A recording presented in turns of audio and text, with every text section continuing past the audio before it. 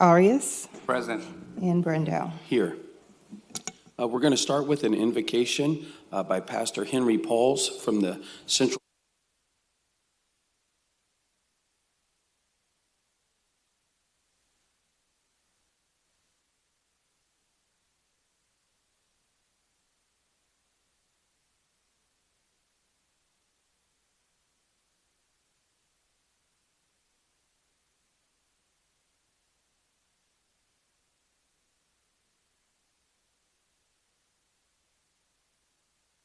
Problems and fears. Thus we have no business doubting him, even though the earth is convulsed in tragedy or its human masses threatened by ethnic hatred, disease, drugs, crime, or abuse. God continues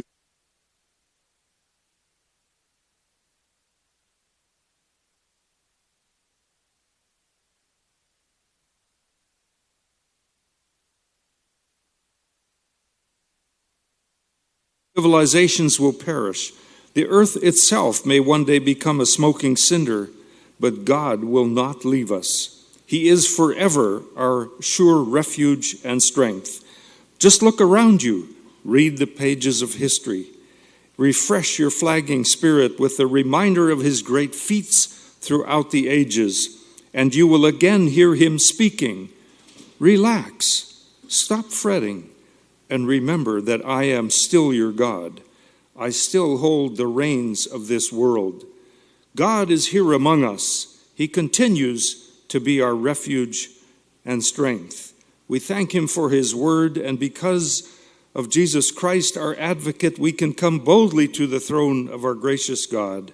We desire mercy and grace to help in this hour of our need. Amen. I pledge allegiance to the Flag of the United States of America and to the nation which stands, one nation under God, indivisible, with liberty and justice for all. Thank you, Pastor. Now we're going to approve today's agenda. Madam Clerk, are there any changes to the agenda today? Yes, there are several changes to the agenda.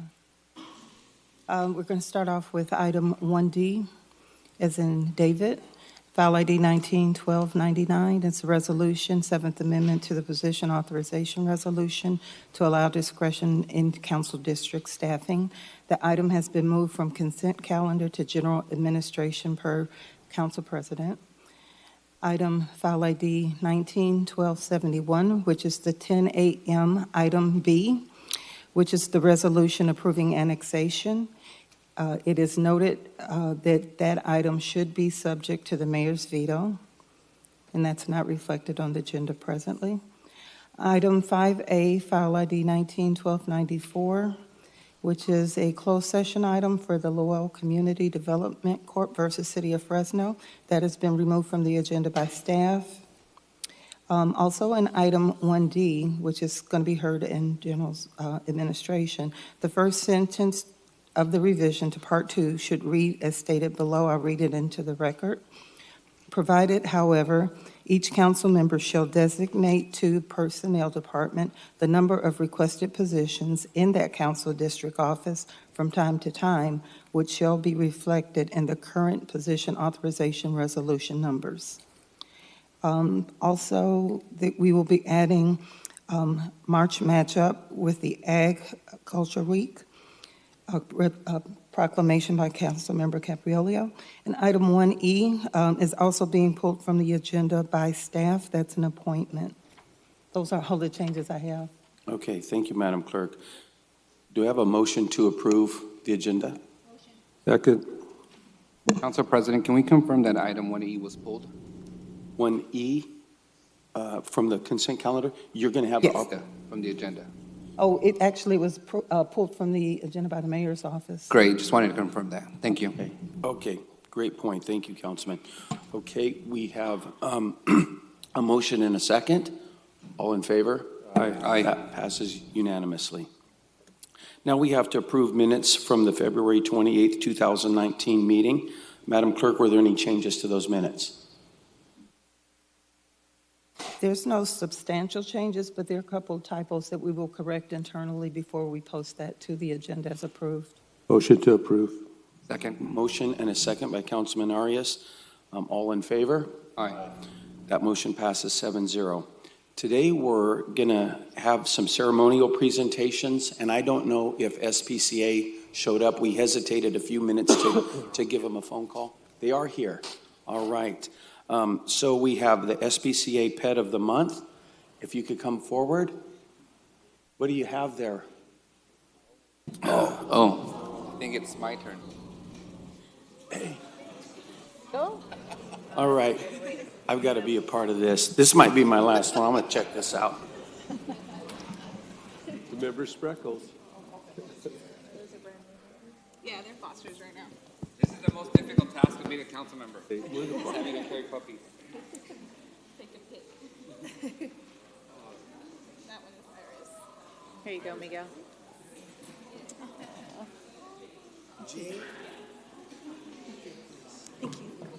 Good morning. So we're with the CCSPCA, and we brought with us. They're Iris, Tess, and Jade. Right now, they're probably around 4 weeks. They're fosters right now. So these three actually came to us when they were still just newborn puppies, but we fortunately have a foster program for the animals that come to us that are too young to be put up for adoption. So we have wonderful foster parents that take care of them until they are big enough to be put up for adoption. We take in puppies like these and kittens all the time. We take in on average 67 animals a day. So we're constantly looking for people to help out, also for sick or injured animals. So if you're interested in helping out the SPCA, but you're not at a place where you can adopt, fostering is a great way to help us out.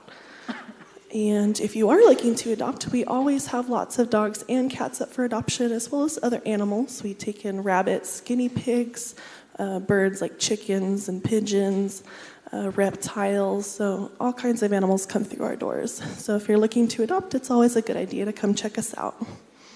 Well, thank you so much. We love every month when you come in and remind us how important all of our furry friends are to all of our lives. Jade is kind of shaking right now, so I'm going to give her back to you so you can put her in your hoodie again. I missed it. What kind of doggies are these three? They're Chihuahua mixes. They're Chihuahua mixes. Fantastic. Well, it would be great if we found a home for these three doggies today, wouldn't it, Miguel? I think all these Edison students are old enough to own a pet, so. Right. And their parents are in the audience, so you can get permission right away. Perfect. Well, again, thank you to the SPCA for all the work that you're doing and partnering with us to find homes for all of these pets. Thank you. Thanks for having us here. All right. Councilman Arias. Councilman Arias, I think that little Louie needs a playmate, so you may want to consider adopting all three, actually.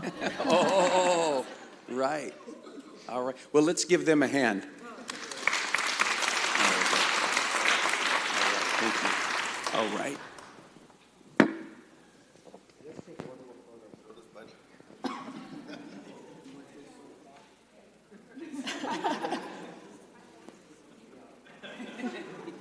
If you commit, you can come up into the photo with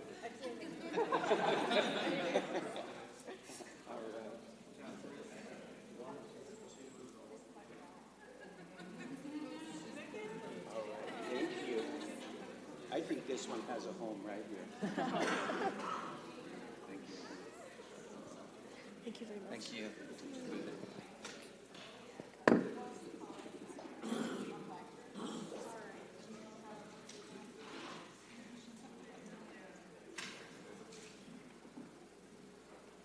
Our next ceremonial is a proclamation of the 50th anniversary of Big Brothers and Big Sisters of Central California, and that's from the mayor's office.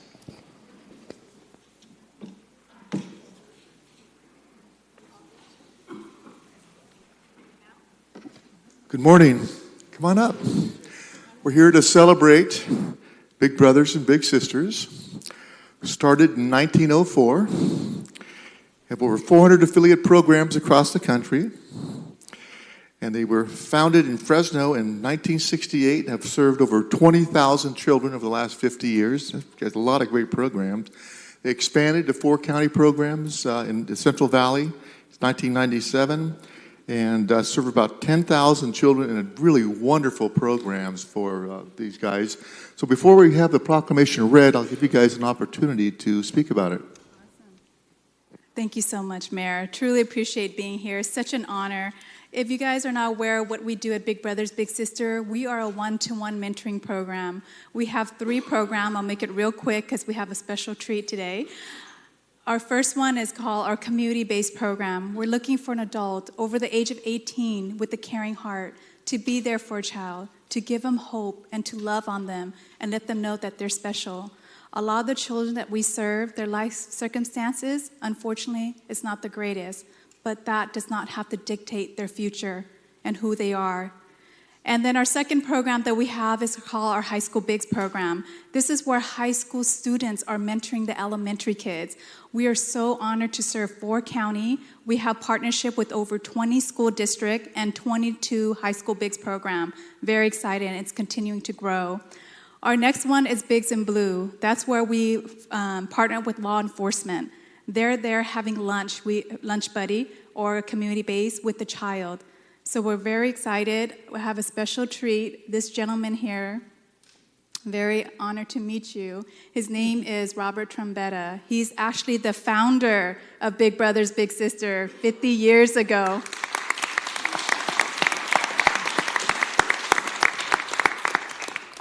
I constantly say this, anybody can light a match, and that's what I did. But it takes an awful lot of effort to keep that fire going. And since Diane's been our director here, they have grown the program into the largest Big Brother and Big Sister in California, our organization. So we're very proud of her.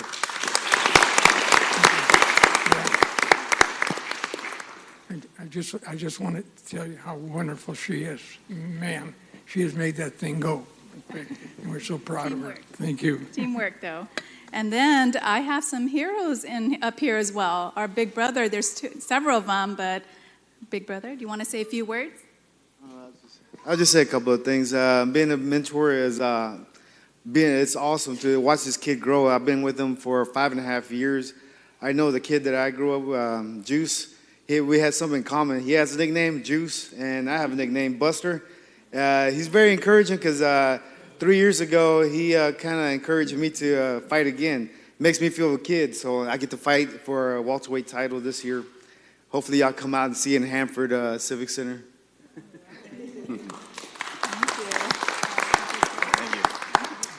Yeah, my name is Tyler Maxwell. I became a Big Brother about 3 years ago. I know not only was it the easiest choice I've ever made, it's also the best choice I ever made.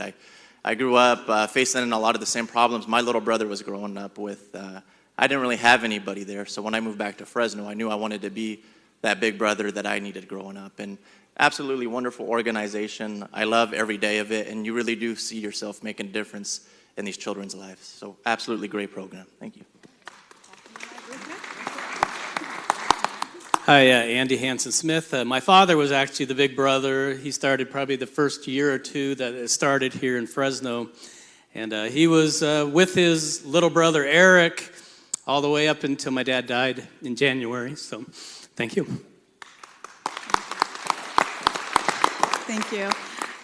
I could not have done it, and thank you so much for that. But honestly, I am so blessed. You surround yourself with amazing leader, and I want to take the time for everybody to at least introduce themselves. This up here, everybody up here, along with many of my other staff and board members that's not here today, that made this happen. So I want to acknowledge everybody. So I'm going to pass the mic, and you could just pass it down and introduce yourself and what you do. Hi, I'm Frank Gonzalez. I'm a match support specialist and the coordinator for Bigs in Blue of Fresno, California.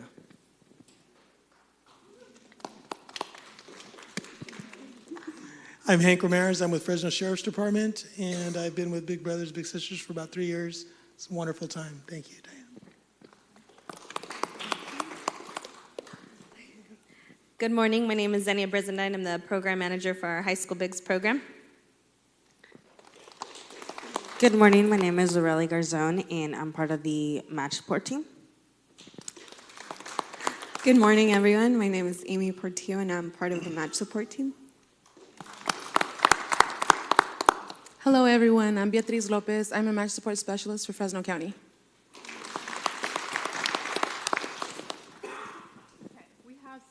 We have someone in the audience. Larry, can you wave and say hi? Such a huge supporter of our agency. And my mother, she hardly sees me. I've been working 7 days a week, 14, 15 hours a day. She came and said, when am I going to see you? I said, then come today. So my mom, Pim, can you say hi? And she's very shy. And then my husband, who is recording, my backbone, thank you so much for always being my photographer. So thank you so very much. We're so honored. Thank you, Mayor, for this. My pleasure to be here. And as I give you this proclamation, City Clerk, would you read the proclamation? Whereas the Big Brothers and Sisters movement began in 1904 when a young New York court clerk named Ernest Kotler was seeing more and more boys come through his courtroom. Recognizing that caring adults could help many of these kids stay out of trouble, he set out to find volunteers. And whereas today there are more than 400 affiliate agencies nationwide serving youth and helping them reach their potential. And whereas the local donor and volunteer-supported agency formed in Fresno in 1968 and began mentoring services in 1969. Since that time, over 20,000 children and their families have been served. And whereas in 1997, the service area expanded to include Kings and Madera counties. And yet again in 2007, expansion continued with Big Brothers Big Sisters of Tulare County, and the name was changed to Big Brothers Big Sisters of Central California to reflect the new region. And whereas today, 4 counties are served in Central Valley and over 1,000 children are served each year through different programs. The agency boasts of 22 high schools, big site-based programs throughout 4 counties, as well as Bigs and Blue program, Lunch Buddies program, and a steady growth of community-based programs. Now, therefore, be it resolved that I, Mayor Lee Brand, and the members of the Fresno City Council do hereby congratulate Big Brothers Big Sisters of Central California on the occasion of their 50th anniversary and join in celebrating Big Brothers Big Sisters of Central California Month in the city of Fresno. Thank you, big brothers and sisters. Any more photographs?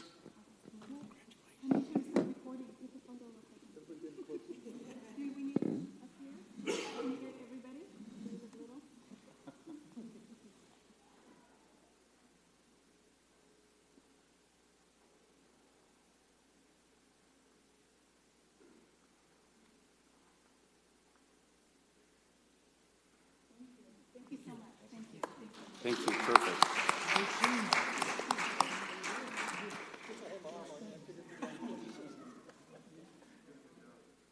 All right. Our next ceremonial is proclamation of 2019 National Ag Day/Week, and that's from Council Members Capriolio and Soria, and the Mayor.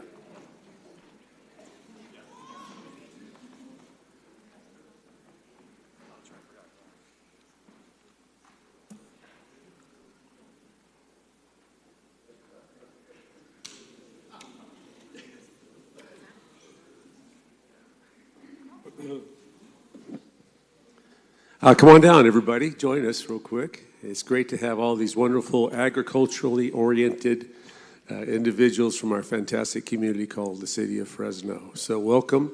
Welcome, everyone. Welcome again, Mayor.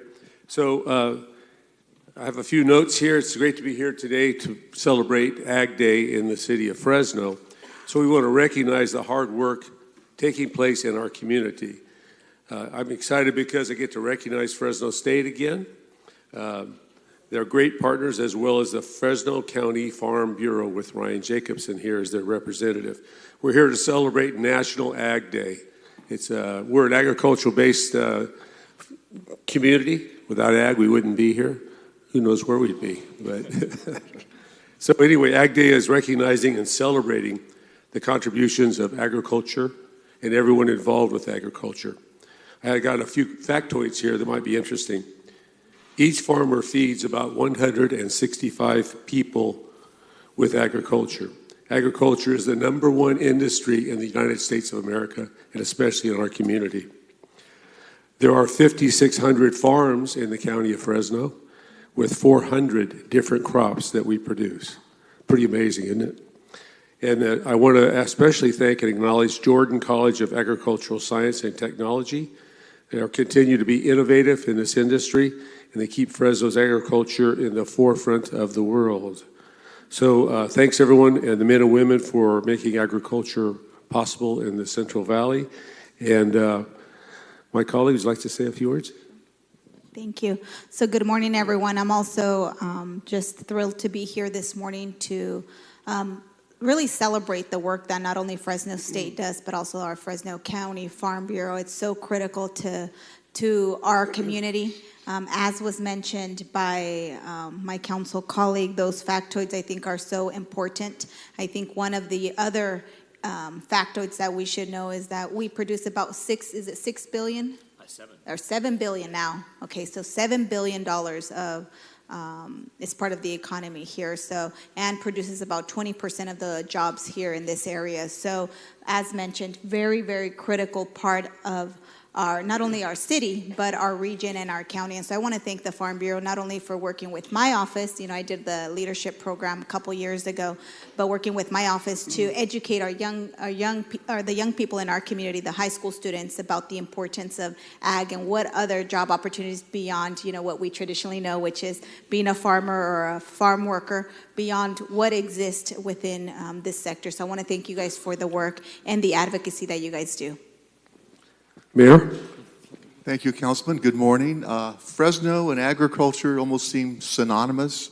Fresno, I think the leading producer of agriculture in the world, $7 billion a year.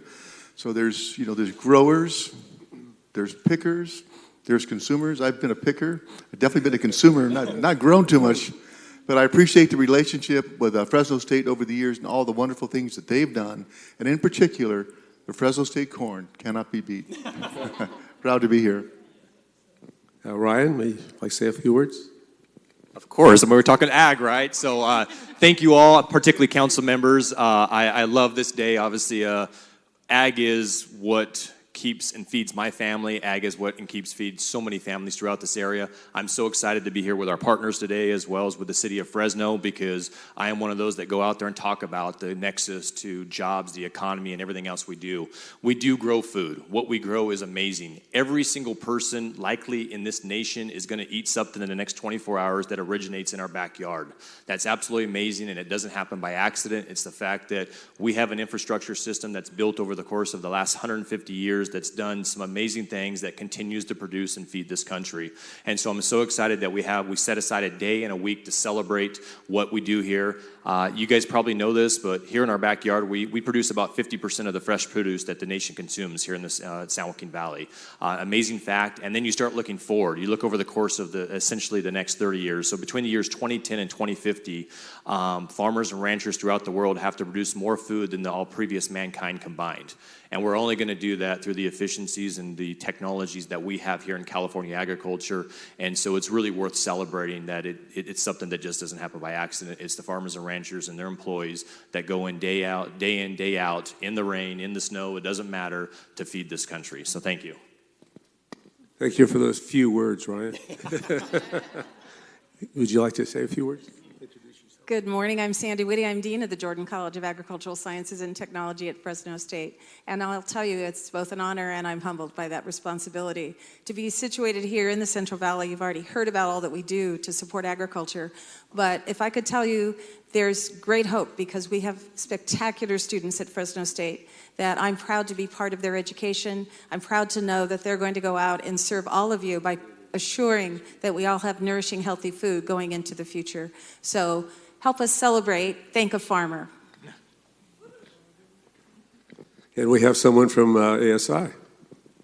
Good morning. My name is Jackie Taylor, and I'm a third-generation farmer, Fresno County. Whoop, whoop. I'm very excited to be here and very humbled to be here this morning on behalf of not only ASI, Jordan College of Agricultural Sciences and Technology, Fresno State, and mainly all farmers. I would like to thank everyone for this opportunity to work on this proclamation. This is like something I'm going to check off my bucket list, so thank you very much for that. Thank you for celebrating agriculture not only this day and this week in Fresno County, but every day. Thank you. So with great delight, I want to present you all with this proclamation. with great honor, and we'll have that read by the city clerk. Whereas American agriculture celebrated its first National Agriculture Day in 1973, and whereas the 2019 National Agriculture Day program celebrates America's diversity of people, cultures, commodities, and landscapes involved in agriculture, as well as the diversity of crops, career opportunities, and necessities of everyday life. And whereas Fresno County is located in the heart of the San Joaquin Valley, which is one of the 5 Mediterranean growing regions in the world, known for its fertile soils, long growing seasons, and developed a surface and groundwater supply that enabled the county farmers and ranchers to produce more than $7 billion in agricultural productions in 2017, and is one of the leading food and fiber producing counties nationwide and abroad. And whereas for every $1 billion in farm sales, there are 18,000 jobs created in the state. And whereas Fresno County's top 10 in 2017 crops are almonds, grapes, poultry, pistachios, milk, mandarins, calves and cattle, tomatoes, peaches, and oranges. And now, therefore, be it resolved that the City of Fresno does hereby encourage all citizens to be supportive and appreciative of the incredible contributions that farmers and ranchers make daily to our community and economy, and declare March 10th through the 16th to be National Agriculture Week in the City of Fresno.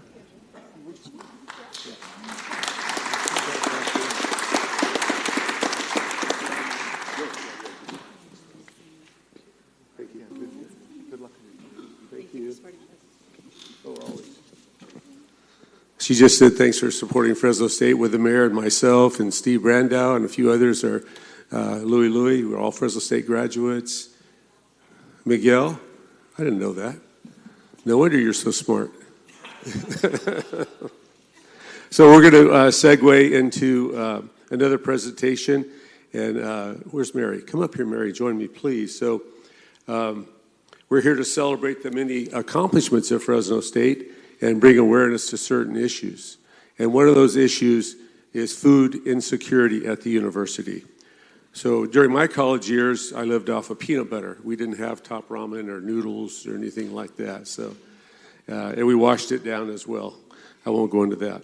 But anyway, I learned from First Lady Castro that many students in our city face food insecurity each and every day. And this is a sad, sad reality. But we're going to fix that today. We're going to take care of that today. So we have a quick video we'd like to show you all. And we'll talk to Mary in a moment.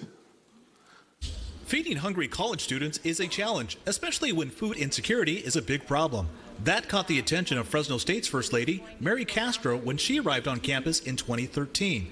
A graduate study showed over 30% of Fresno State students were identified as food insecure. But a 2017 survey that was done out of the Chancellor's office for the whole CSU system showed over 43% of Fresno State students as being food insecure. So we needed to address that. With the help of donations, Fresno State Student Cupboard opened in 2014. Students just need a university ID to pick up fresh fruit and vegetables. They can also get non-perishable foods and hygiene products. This exists because it's a solution to a problem that our students were dealing with, and it's a big puzzle, pulling all the pieces together. But as the need to feed hungry college students grows, so does the need for help from the community. For the 4th year in a row, the university is kicking off the March Matchup campaign. The goal is to raise $100,000 from community gifts. We look to the university for recruits and for employees, and so we want to get the best of the best students here. And for student success, you know, the kids need to be well fed. Moss Adams LLP will team up with other local companies to match donations up to $100,000. Fresno State students are thankful for those who have donated to the student cupboard.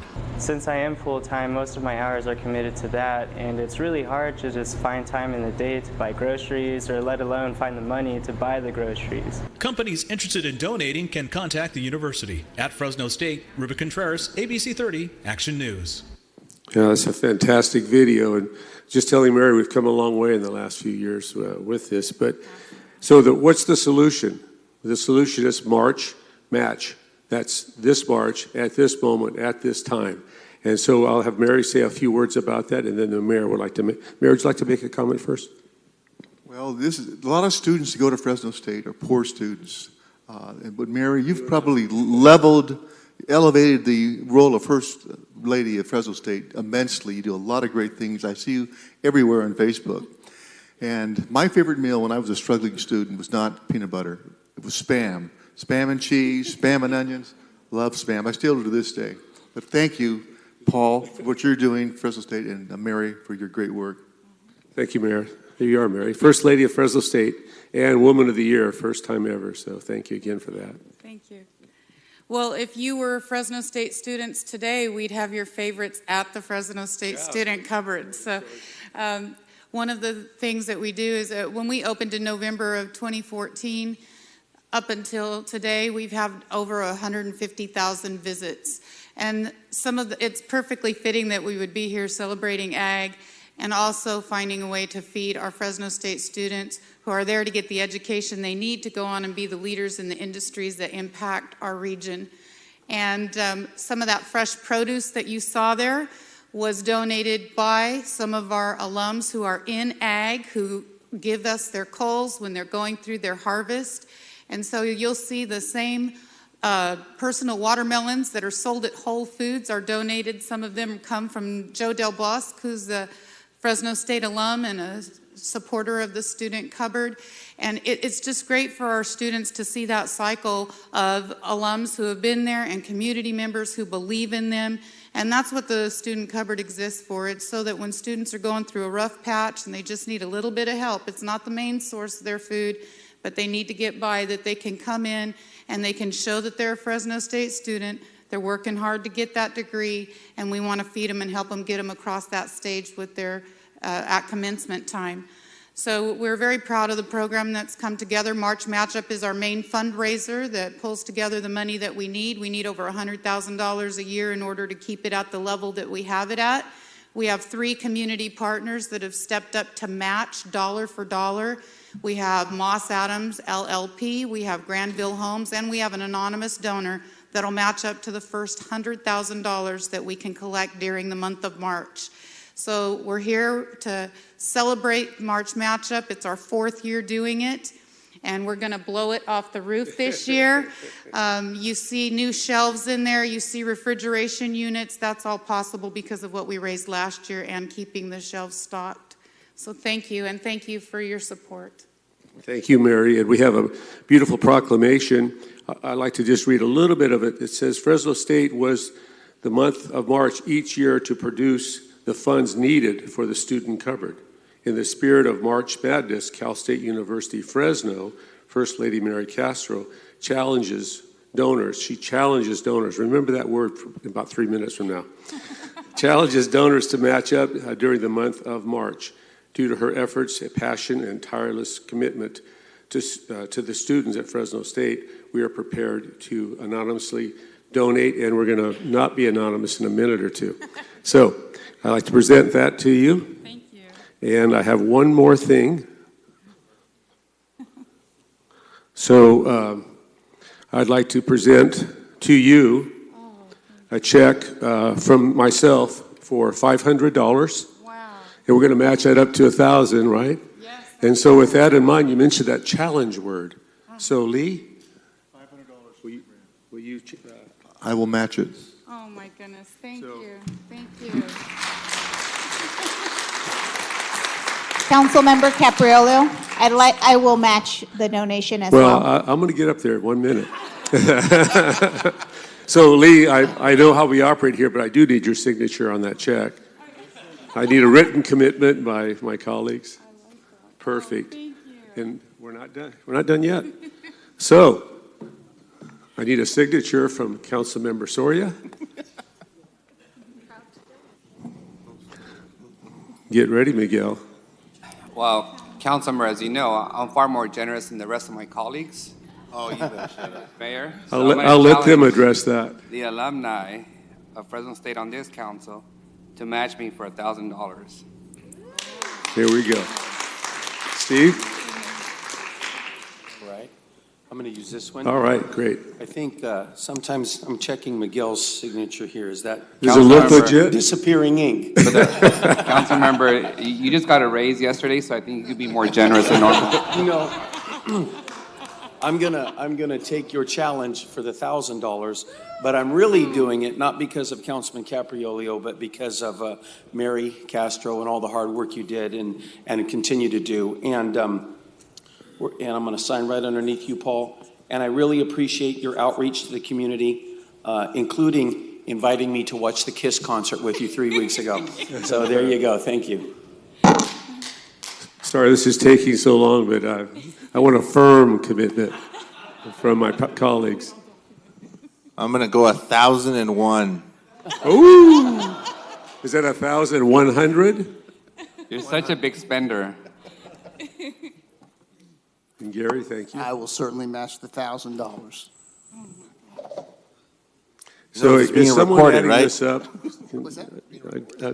I can't add up fast enough. And the famous Nelson Esparza. Yes. Good morning, Councilman Capriolio.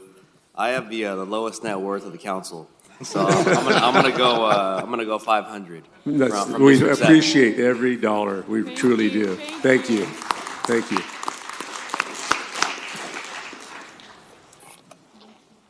Thank you all so much. Jacob, get your pen. Sorry?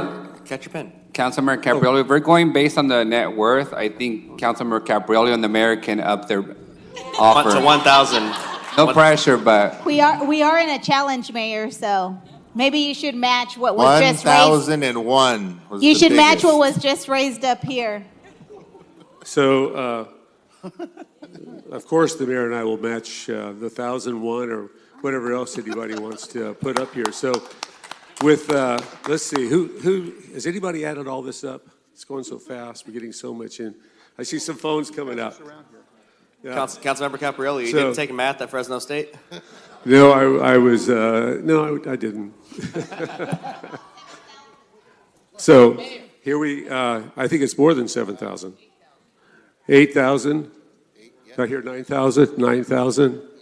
Anybody would jump in? So the critical mass is if it's $8,000, thanks to all our generosity, that was doubled. Remember, it's March. So that really is $16,000 to the cupboard. Thank you all. Thank you so much. Yeah. Yes, sir. Oh, let's do it with photo op. Yes. I brought one of these for each of you. So thank you for your support of Fresno State. Now, before I knew what you were going to do, but thank you so much for thinking of our students in this way. It really makes a difference in helping them to get out there, and I want to see more of our Fresno State students up here representing our community. That will happen, and this is the second time you cried when you're Woman of the Year. You always make me cry. I always blindside you a little bit there. You But it's a do. pleasure. Thank you. Thank you.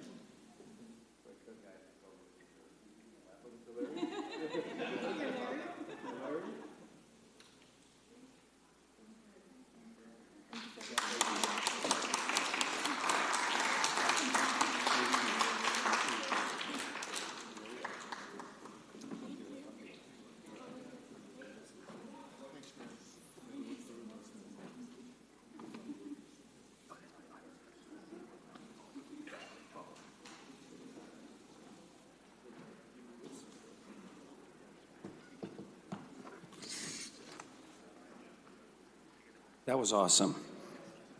Our next ceremonial is Proclamation of Rogue Festival Day, and that's presented by Council Members Soria and Arias.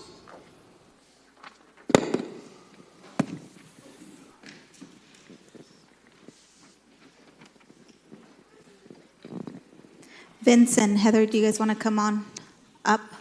So this morning, we also have my council colleague, Miguel Arias, and I have the pleasure of not only representing the Tower District together, but today recognizing some awesome people from the community that have been committed to making sure that the Rogue Festival is a continued success.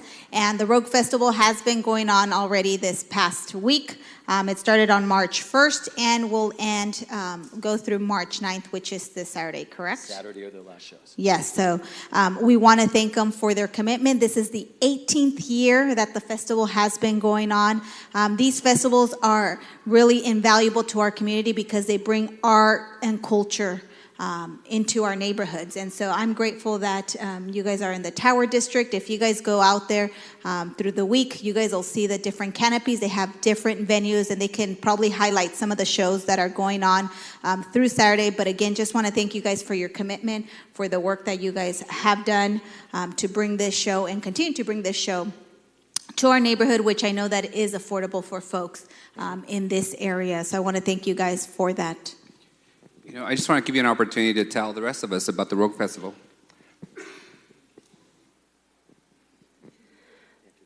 Hi, I'm Jennifer Davis. I'm president of the board. Thank you so much, council members, council president, for having us. We are truly honored to be here today and just invite you all to come out to see some amazing performers, comedians, dancers, singers, actors.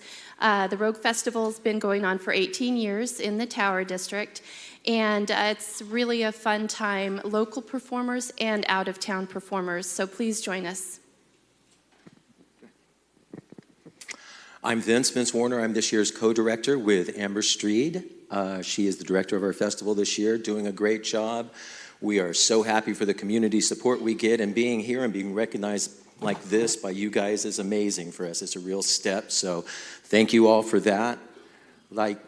Like they said, it's all about local performance and out-of-town performance. It's called a Fringe Festival, a performance arts festival. And how it works is there are several venues in the Tower District, all within walking distance, where you can go and pay from about $9 to $12 or so a show and see a great show put on by a great local artist or a touring artist. There are booklets that you can get that show you exactly how to get to every show, how much they cost, and what they're about. So there's a lot of information out there. Come by the Tower District this weekend and come and see a couple of shows and tell your friends about it. It's a great thing, and we appreciate being here. Thank you. Any highlights of the shows coming up? Oh my gosh, there are so many good shows. One of our favorite is it's a comedic monologue called Jaguar Saves America. It's a great political commentary looking at both sides, every side of what's going on out there. There are magic shows, like we mentioned. There are great musical performances. There's drama. There's plays. I don't want to mention one above the others, but they're just wonderful. Yes. Thank you so much, Vince. So again, you guys have the opportunity through Saturday to come out to the Tower District and, take advantage of the opportunity of seeing local artists perform in our community. So thank you so much for the work that you guys put into this. City Clerk, if you could read the proclamation for the record. Whereas the Rogue Festival takes place in March every year in the Tower District within the city of Fresno, and whereas this year marks the 18th annual Rogue Performance Festival from March 1st through March 9th, 2019, and whereas the Rogue Festival is one of several fringe festivals found all across the world celebrating independent artists rather than established art institutions, and whereas Rogue audience will see every form of art and entertainment, theater, music, dance, spoken word, performance art, puppetry, physical theater, and magic acts. And whereas many of these acts are originally written and developed by the artists performing them, which means audiences enjoy art of a kind that they will never experience elsewhere. Now, therefore, be it resolved that the City of Fresno Mayor and City Council does hereby recognize the importance of Rogue Festival in showcasing independent artists in our community and do proclaim Rogue Festival Day in the City of Fresno. Thank you very much. Tell your friends.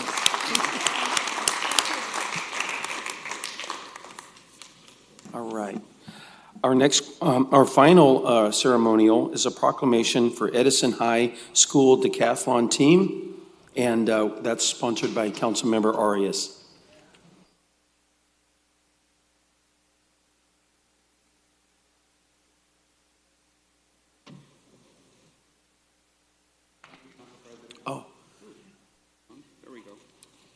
So this morning we're going to There you go. be recognizing the Edison High School Tigers Academic Decathlon team. For those of you who don't know about Edison High School, as I understand it, it is the only real high school in the whole city of Fresno. Anybody who's ever gone to Edison High School and graduated, they don't recognize any other high school as really being a real high school. But more importantly, they are a great academic school, a school that celebrates athletics, culture, diversity, and inclusiveness, probably better than anybody else in this community. And they do a wonderful job of representing our city and our community of West Fresno, more than most people really understand and can appreciate. Before, though, I go to recognize the students that this year won the competition, I want to take a moment and ask the parents of all these students who are here today to come up. Because it's behind every bright student is a series of parents who have taken that trip, waited up at night, spent some money, like on things like a beautiful tie and suits today, who are at risk at getting parking permits by being here today, and who are generally very supportive of the kids. So if I can have all the parents come up for a moment. Come on, all your parents.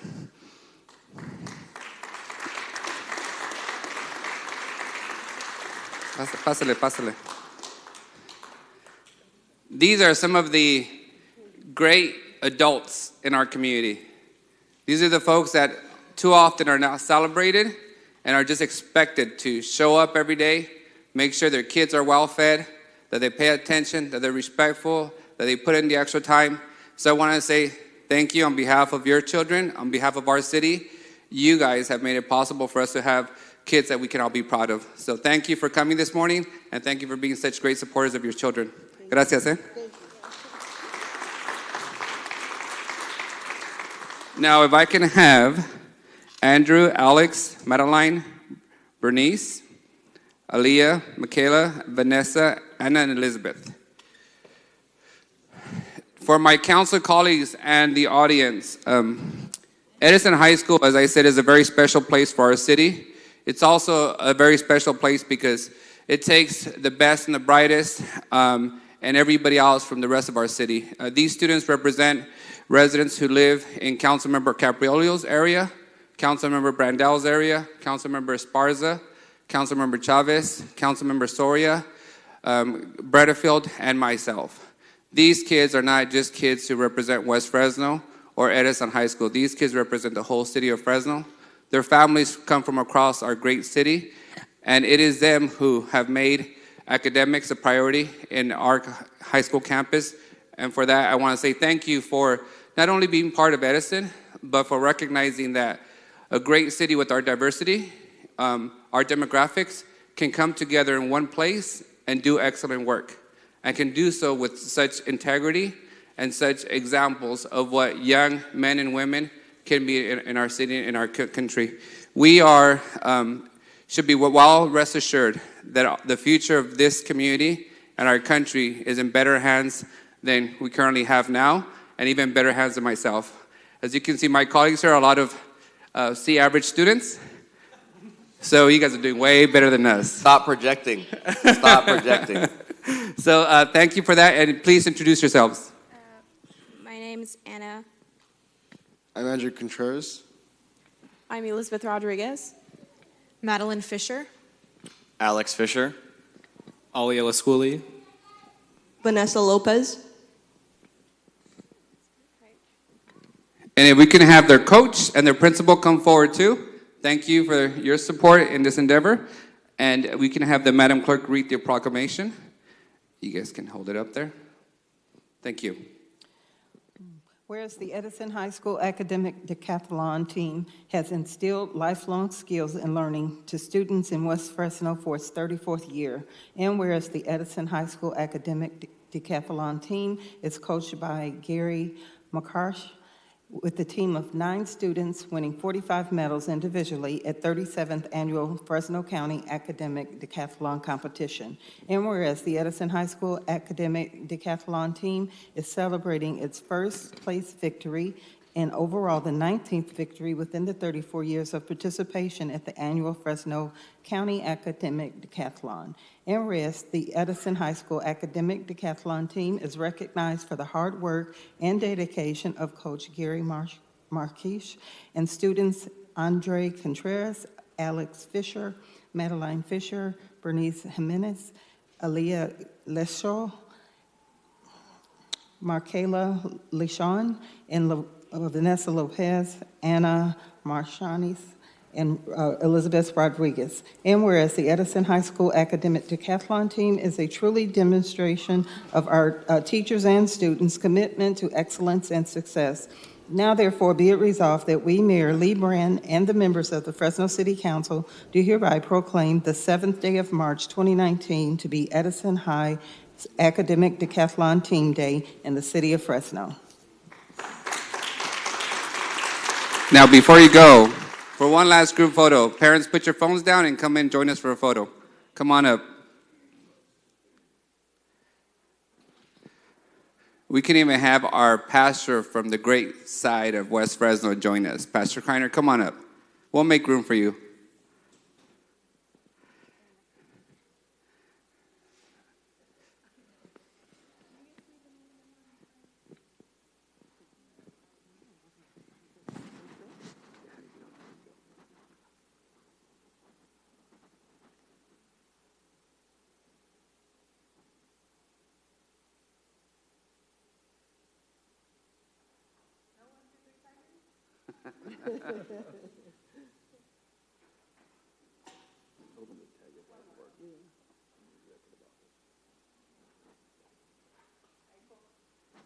Thank you all, and congratulations and good luck. Steve. Councilman Capriolio. Well, congratulations to all the Edison students, and Roosevelt's always very competitive, right, Mr. Chavez? Best school in Fresno. Well, I really wanted to make another announcement. While I was outside, we got another $1,000 from Ryan Jacobson on behalf of the Fresno County Farm Bureau. So we're close to $20,000, guys. Thank you all so much. Councilman, were those your council member reports and comments? Because that's our next item. And was that it, or we've got our fingers crossed? In that regard, yesterday we did Coffee with Cops at the McDonald's at Dakota and Cedar. We had a huge turnout from the citizens, the residents, and I think I had 11 police officers there. Quickly, we came and drank their coffee, shared that cup of coffee with everyone there, and got back on the street. So it was a great event, a good time. We're trying to do more and more of those in my district, and I'm sure my colleagues have done it in their districts as well. So it just really embraces our community, our law enforcement, to understand each other and respect each other and continue forward with that type of mentality.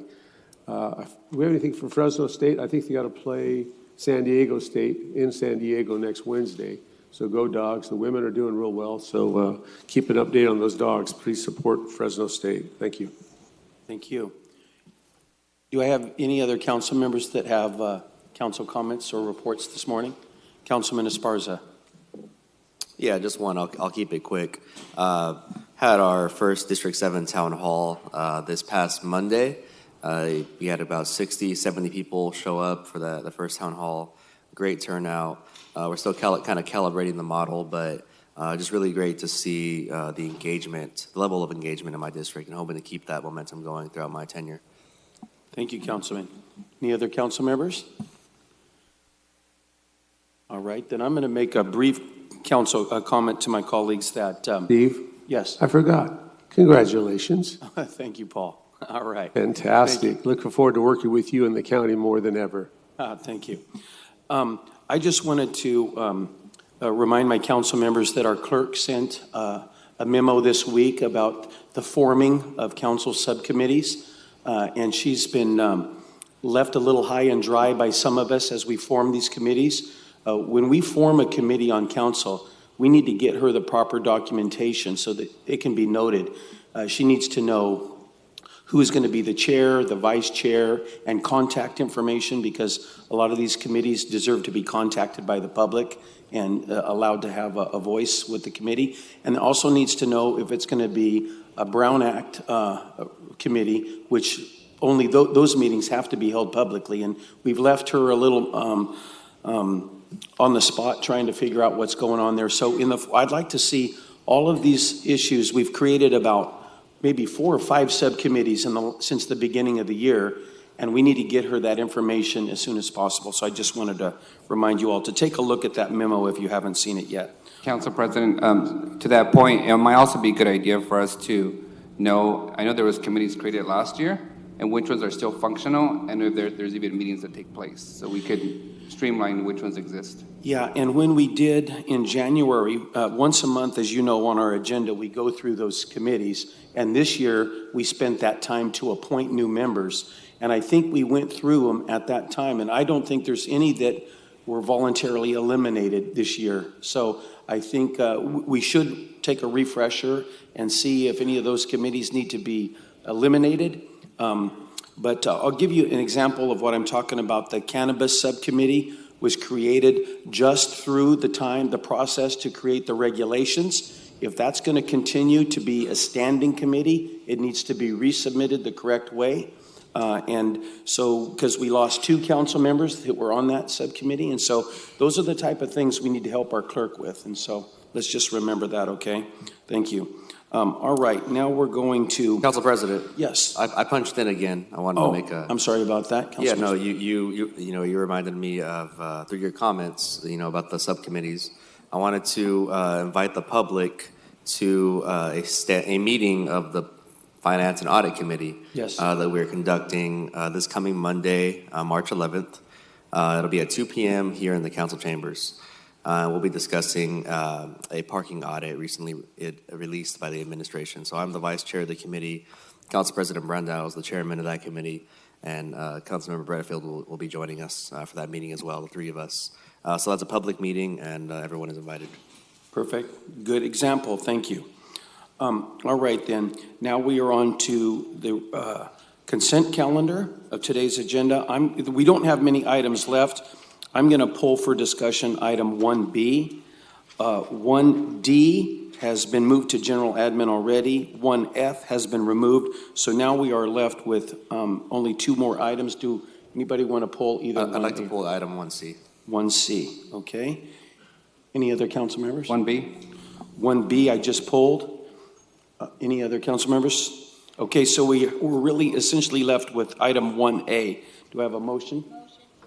We have a motion by Councilmember Soria, a second by Councilmember Chavez, and I will go out to the public and ask if anybody would like to comment on item 1A on the consent calendar. And the others, you'll have opportunity when they come up. I don't see anybody. We have a motion and a second. All in favor? Aye. That motion passes 7-0. So we'll just work down the order. I pulled item 1B, and if I'd have seen it earlier, Councilmember Esparza, I would have moved this to general admin too, because I know this really deserves a discussion. Scott, last week we met and we had a lengthy conversation about road closures in the city of Fresno. The city manager's office has worked with your department and put together a new policy. I think most of us wanted to take additional meetings. I met with you. I know some of my colleagues met with you as well about a road closure policy. I don't want to rehash all of that, but I want to make a motion to approve the new policy with this amendment, that if any road in the city of Fresno is planned on being closed for 3 months or more, so we're talking a pretty substantial road closing time frame, then we need the department to include the council member in the district that road's going to be closed, so that council member will be kept up to speed. They'll know what to tell the constituents. This is a jam up that we've had in recent months, and so our citizens have been asking, why is all this road being closed? And in some cases, not very obvious what's getting done. We need to be very open with the public on that. So I'm going to make that motion with the amendment. I've got a second from Councilman Chavez, but I'd like to ask if any of my colleagues, Councilman Arias? Yeah, thanks, Council President Brandel and staff for meeting with myself and Councilmember Soria this week. I would offer a friendly amendment to your motion, Council President. I understand from staff's perspective that our intention is not to make money off these fines, but to create an incentive for contractors to remain on schedule. As you know, when roads are closed, they have a dramatic impact on the businesses nearby and the residents. So I would like to offer a friendly amendment that any proceeds of fines as a result of these street closures would be redirected to the impacted area. So that right now, fines that are imposed end up in the general fund. They don't end up directly in the impacted area that was created with the road closure. So I would want some assurances that any fines as a result of this policy would remain, the proceeds would remain in that area. You know, you can, I'm sure there's plenty of potholes, business incentives, street lanes that you can improve on in that specific area, because I don't want this to become a opportunity for the city to generate more revenue for general fund purposes, but to remain in the spirit of this policy, which is to deal with the impacted areas by the closure. All right, Councilman, I'm going to consider that. Can I'd I like chime to, in? Yes, yeah. I'm going to consider that, but I want to hear the comments from our colleagues. Councilmember Soria, Councilman Bredefeld, just ahead of you. Okay. Councilman Bredefeld. Yeah, two things. One, Steve, 3 months, you said, why not lower that? I mean, why 3 months? That 3 months is a long time. I mean, you get impacted by closing it 1 month. Why wouldn't the council member be involved when there's going to be a street closure for a month? I mean, I think 3 months is way too long. I think we should lower that to a month and have the council member involved right away. That would be number one. So I asked you to consider that. I don't know if I need to make a friendly amendment. Do you want to change that, Steve? Yeah, you know, I'll consider that as well. I mean, I'd like to call up Scott and talk about the types of. Okay. So my goal originally, Gary, and as you know, we talked about this for almost an hour last week. Mm-hmm. Is when we see major projects approaching, or see, that's where we really had cataclysmic problems with the public, okay? So there has to be, in my mind, I don't want to send them on a mission for every small road closure. I don't know what the answer to, we'll definitely pull Scott up and I'll consider that. Okay, because when you say major road closure, I mean, when I talked with Scott last time, it was about Shepherd and Friant. I don't remember how long that was closed, but I mean, it inconvenienced everybody, and it was closed for a long time. Wasn't anticipated to be closed that long. Mm-hmm. So I think, 30 days when something's closed or anticipated, council members ought to be aware of that. The second part to Councilmember Arias, I think that needs to be defined. I'm open to considering that, but when you say keep it in the area, I mean, that's undefined as to how that. You mentioned businesses. So I think we need to clarify that. I have no problem with the concept. I just don't know how we fully implement that. I mean, we need to have that dialogue about how we would actually do that. Okay, when we're done, I'm going to call you back up, Scott. We're going to look at Gary's road closure as an example of what happened there. Councilmember Soria. Thank you, Council President. I would actually agree with the both comments that were previously made. I think that it shouldn't be much more work just to even shoot us an email, and then if we want to be much more informed about the road closure. I know that I work very closely with Scott and his team. Actually, when there is something happening in my district, they notify me, and that works very well for me. So I think you guys would benefit from just having a standard policy. I actually do the outreach, and I send emails and sometimes even flyer the neighborhoods so people know what to expect ahead of time, and then my office isn't surprised getting the phone call. So I think that there's a lot of value in, at minimum, us getting an email saying, hey, this is happening in your neighborhood. And then if we want to take anything else, then it would be upon ourselves to meet with Public Works to figure out what else we want to do. But I think that there's value in that. I do want to thank Scott and then Jim for taking the time this past week to meet with myself and Councilmember Arias to kind of discuss some of the concerns that we had. I know that I've already been in touch with a contact with Union Pacific Railroad. I want to make sure that we all potentially get in the same room with our Congress men that represent us here in the Valley so that we can try to solve the issue, because I know, as far as I know, the issue isn't resolved. So what Councilmember Arias and I want to make sure that, we get this issue resolved sooner rather than later. And so, again, just thank you for taking the time to explain to us what you guys are trying to do. And I would be supportive if you accept those friendly amendments.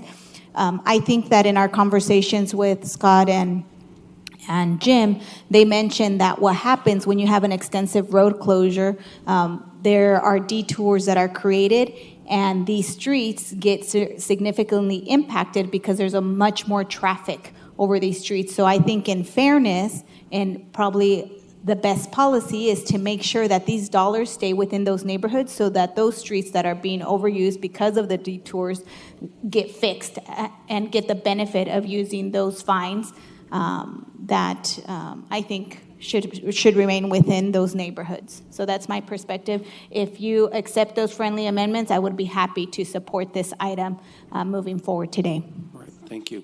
Councilman Chavez. Thank you, President. I'm supportive of the 1 month notification. Scott, I do have a quick question. Thank you for meeting with me. I wanted to make sure that it's clear what we're doing. So this process, we essentially already have it in place for our own procurement process, right? The fines, the expectations. This is actually for a permit, somebody that comes and pulls a permit, developer or somebody that's making an improvement. Is that correct? Yes, that is correct. Okay. And just wanted to make sure that I understood that, because I think there was a little bit of confusion last week, and then if it kind of just help land this. So Councilmember Arias, for the investments that you're requesting, would this be potholes, street improvements, ADA, bike lanes, and then business incentives? Would that Correct. codify that? Correct, Councilmember Chavez. And to your point, in our current policy for our own projects that we're paying for, in the case in which a contractor is fined, that revenue just goes to a general fund. It doesn't go back to the area that was impacted because as a result of the closure. So the little streets that are used to detour are damaged, and there's no revenue source to fix them when these projects are complete. So in my example, in the Chinatown closure, Chinatown businesses are being impacted negatively with the closure, but so are all the roads that are being used as detours for that closure. So I want to make sure that the funding doesn't end up in, Friant Road for improvements there when the impact happened in Chinatown. Would the term impact mitigation to the neighborhood fee cover that? Would that be? Okay, I'm supportive of that. Councilman Arias. City Manager Jane Sumter. Just a clarification, we don't want to call these fines. They're liquidated damages, and there's some legal reasons to do that. We can probably handle the notification of council members through an email, and we typically have a pre-closure meeting that could be attended by the council member if they choose to do so. And then last of all, just to clarify, the issue that we were discussing on high-speed rail is really related to the railroad folks and trying to get that sorted out, because that seems to be one of the big problems. Thank you. Councilman Esparza. Scott, a couple questions. I'm supportive of the motions made by my colleagues. I did want to kind of zoom in on some of the specifics and get your professional opinion. When it comes to road closures, what proportion of those are actually going to be 1 month plus? Are we going to be getting the notification and being involved on every single closure? Is it half? Is it not that many? I mean, what do you think? Just back of the envelope. Council, typically in a year when we talk about developer permits and road closures, I would estimate we've averaged about 3 per year that occur. For example, some in the past couple of years, what would be an example of a 1 month type closure? In Council District 2, we had Brawley Avenue closed for a short term for a Tractor Supply hardware development. And that one, we administratively did have the road closure provision. We had the security deposit. They hustled and they got it all done. That created that incentive. There are others that are multiple months. It really varies depending upon the actual type of work and what's required to be done. But again, we've typically averaged about 3 per year in this category. Okay, great. So it won't be a weekly thing where we're getting these notifications and. We would not estimate it being that frequently. Okay. With respect to Councilmember Arias's amendment, as far as keeping the money in the area, very supportive of that. I might suggest possibly a radius.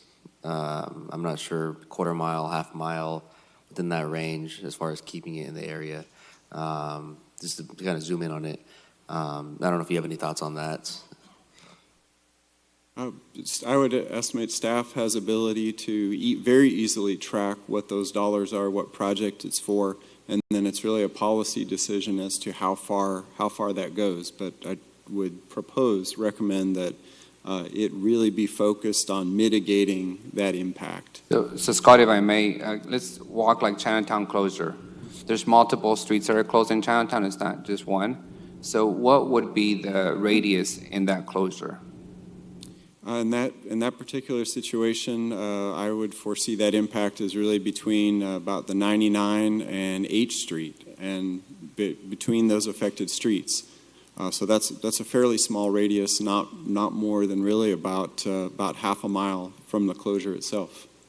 Councilmember now Esparza, I would in this case default to staff because Sure. the radius could be dramatically different based on the project. Sure. So I would just say that it would be the radius determined by staff. Okay. I would not even call it a radius because, when we're talking about streets, they're linear. It might be a distance from the street that was affected, but I'm sure we can limit it to the area. And since these are liquidated damages, we want to make sure there's a good argument that we're addressing issues caused by the closure. Great, yeah, and that's exactly what I wanted to know from staff, to get your opinion on what that ought to be. Thank you. All right, screen is clear. I'm going to go out to the public really quick, and then we'll come back up and vote. Any members of the public want to address this new road closure policy? You have 3 minutes to come up to the podium. All right, I don't see any. So let's try and see if we've got a consensus, and I'm very open to both. What if we did this? Scott, let me ask you one question. How many road closures happen as an emergency? There's been a sewer or a plumbing problem happen in the middle street. You have to close a road. And how often does that happen in our city? Typically only once or twice a year. Those Okay. are very, very short term. So even the small ones and the big ones are very infrequent. Absolutely. Okay.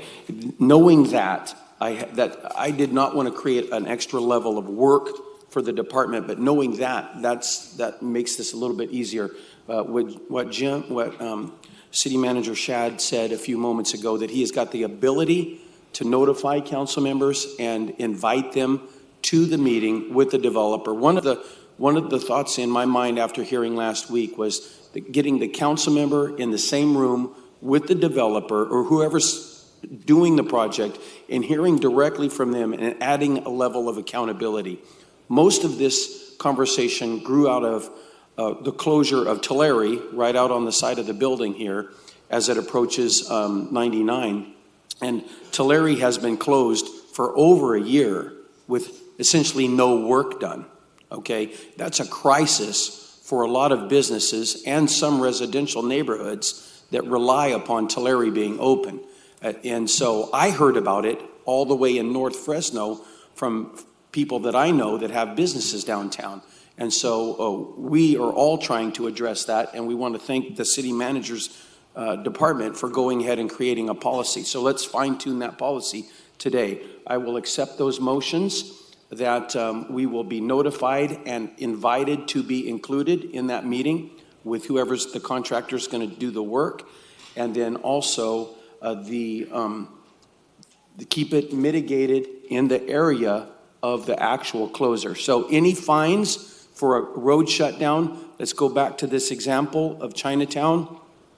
If those businesses are impacted for over a year and there's fines that need to be paid, those fines should be spent in that area impacted to mitigate problems that were created. So I'm very agreeable to that. So I'll take that amendment to the motion. Councilman Chavez already has. I think we're on a good path. I don't see anybody punched up. So let's take a vote. All in favor? Aye. Any opposed? So that motion passes 7-0. Thank you. Next is pulled from the consent calendar is item 1C. Councilman Arias, I believe you pulled 1C. I pulled 1C. Councilman Esparza, thank you. H, you're going to be the one speaking on behalf of the administration today? Yes. I'm going to play a little coy this morning and, ask a question that I really already know the answer to. Okay. Just 7-8 weeks ago, this council approved a whopping $420,000 in the Fourth Amendment to this contract. And here we are 7 or 8 weeks later asking for another $84,000. And I think we ought to have a public conversation about if we are going to do that, why is the administration coming back so soon to ask for the additional money?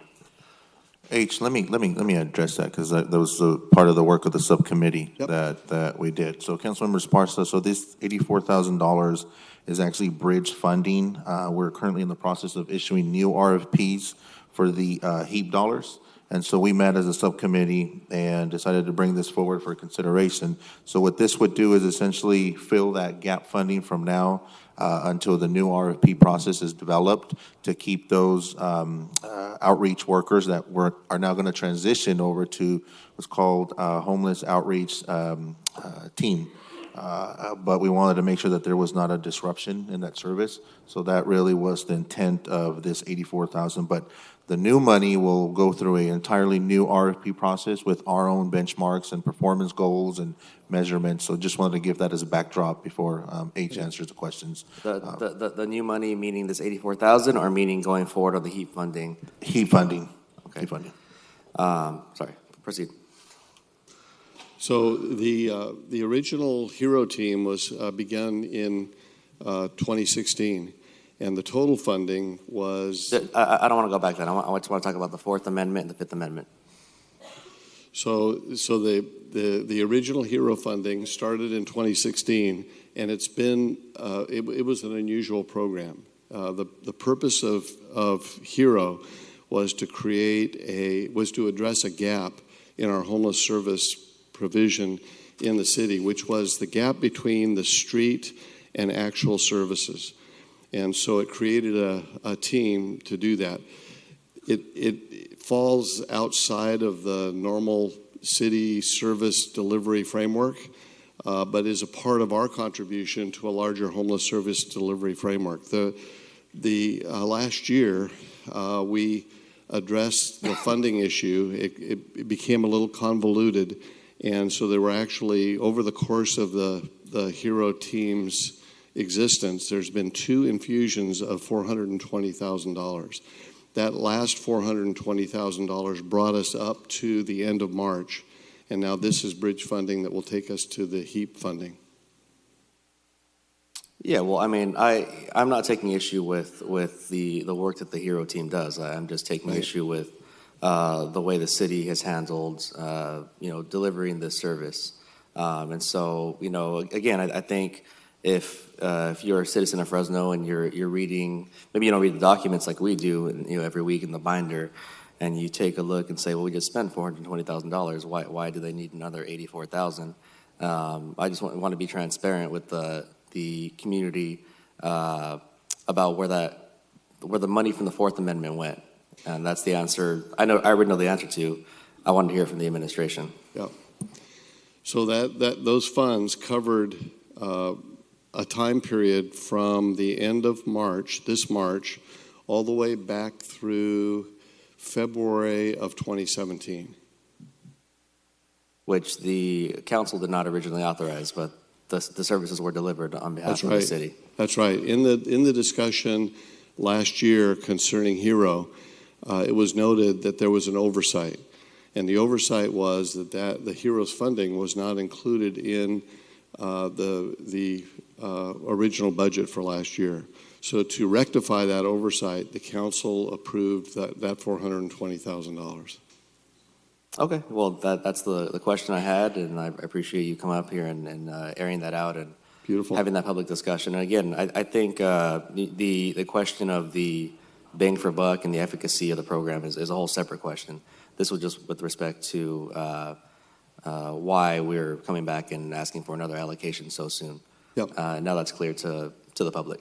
Makes sense. Thank you. And Councilmember Esparza, I agree. I shared some of those frustrations. I think sometimes it was a little too public, but part of the new RFP process will have H come and consult with the council members on designating hot areas, so to speak, where you'll have pockets of homeless folks and transients on there. That'll be part of the RFP. And I didn't mean to call it hot pockets as in the pizza one, but areas of concern. Thank you. No, yeah, and I appreciate that. And I'll support this motion today, even though I did not support the Fourth Amendment because of that precise reason last time around. But I think the services are important, irrespective of sort of the missteps of the city. Yeah, the services are critical, and they do meet a hunger that we have, Councilman Chavez, for addressing homelessness in a really hands-on way. Right. So with that, we'll make the motion. We have a motion by Councilmember Chavez and a second by Councilmember Esparza. I don't see anybody punched up, but I will go out to the public and ask if anybody would like to talk about this HERO team issue. I don't see anybody jumping up, so we have a motion and a second. All in favor? Aye. Any opposed? Motion passes 6-0 with Councilman Capriolio absent. The next item, we've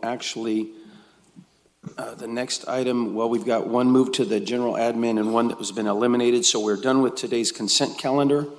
We're going to go into two really quick scheduled events, and then we're going to skip forward in the general admin to the PLA negotiation issue to get that heard right away. But I do have a 10 a.m. item, and that's a hearing to consider annexation application. And so, all right.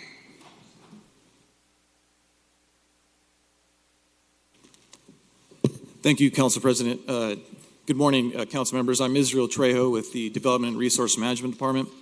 So this item before you actually has four components.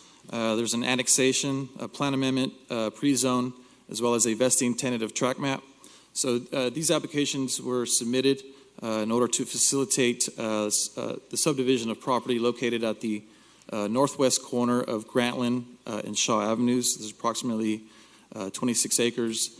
And so the map would facilitate subdividing that property into 163 single-family residential lots.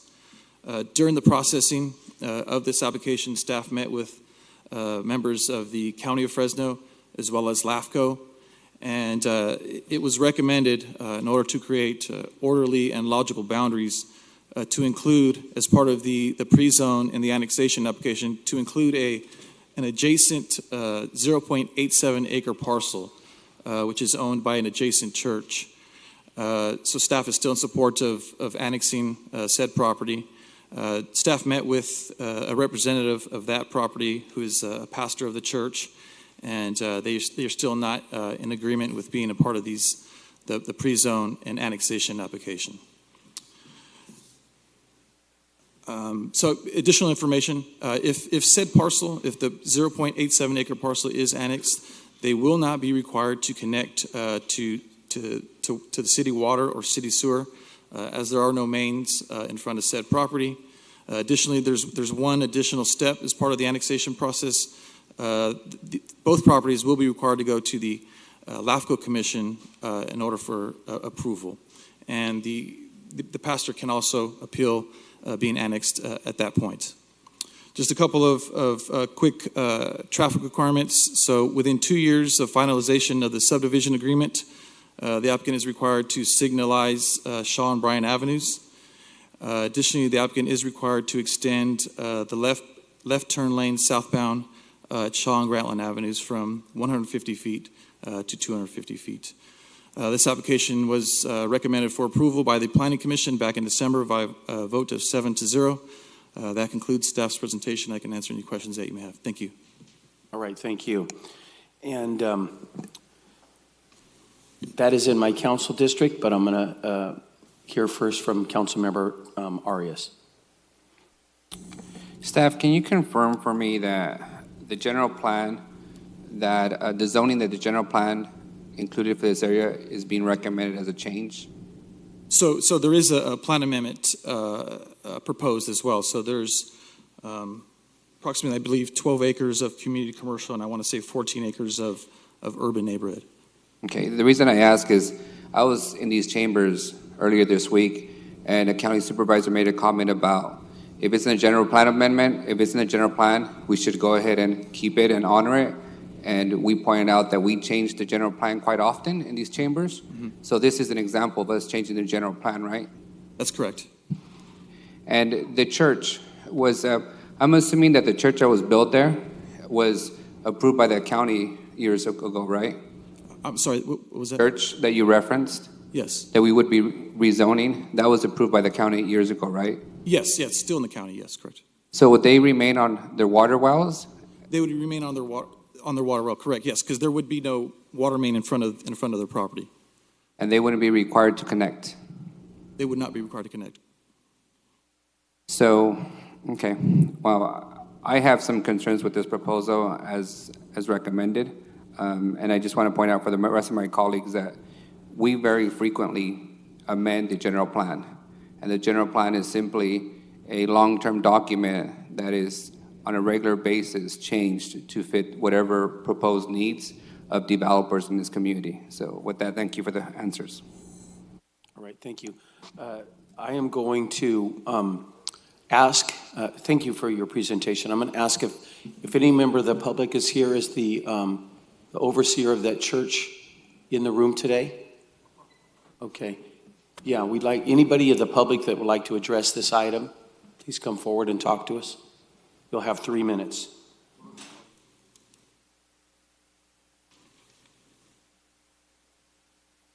Pastor Alex Maldonado, God's Family Church.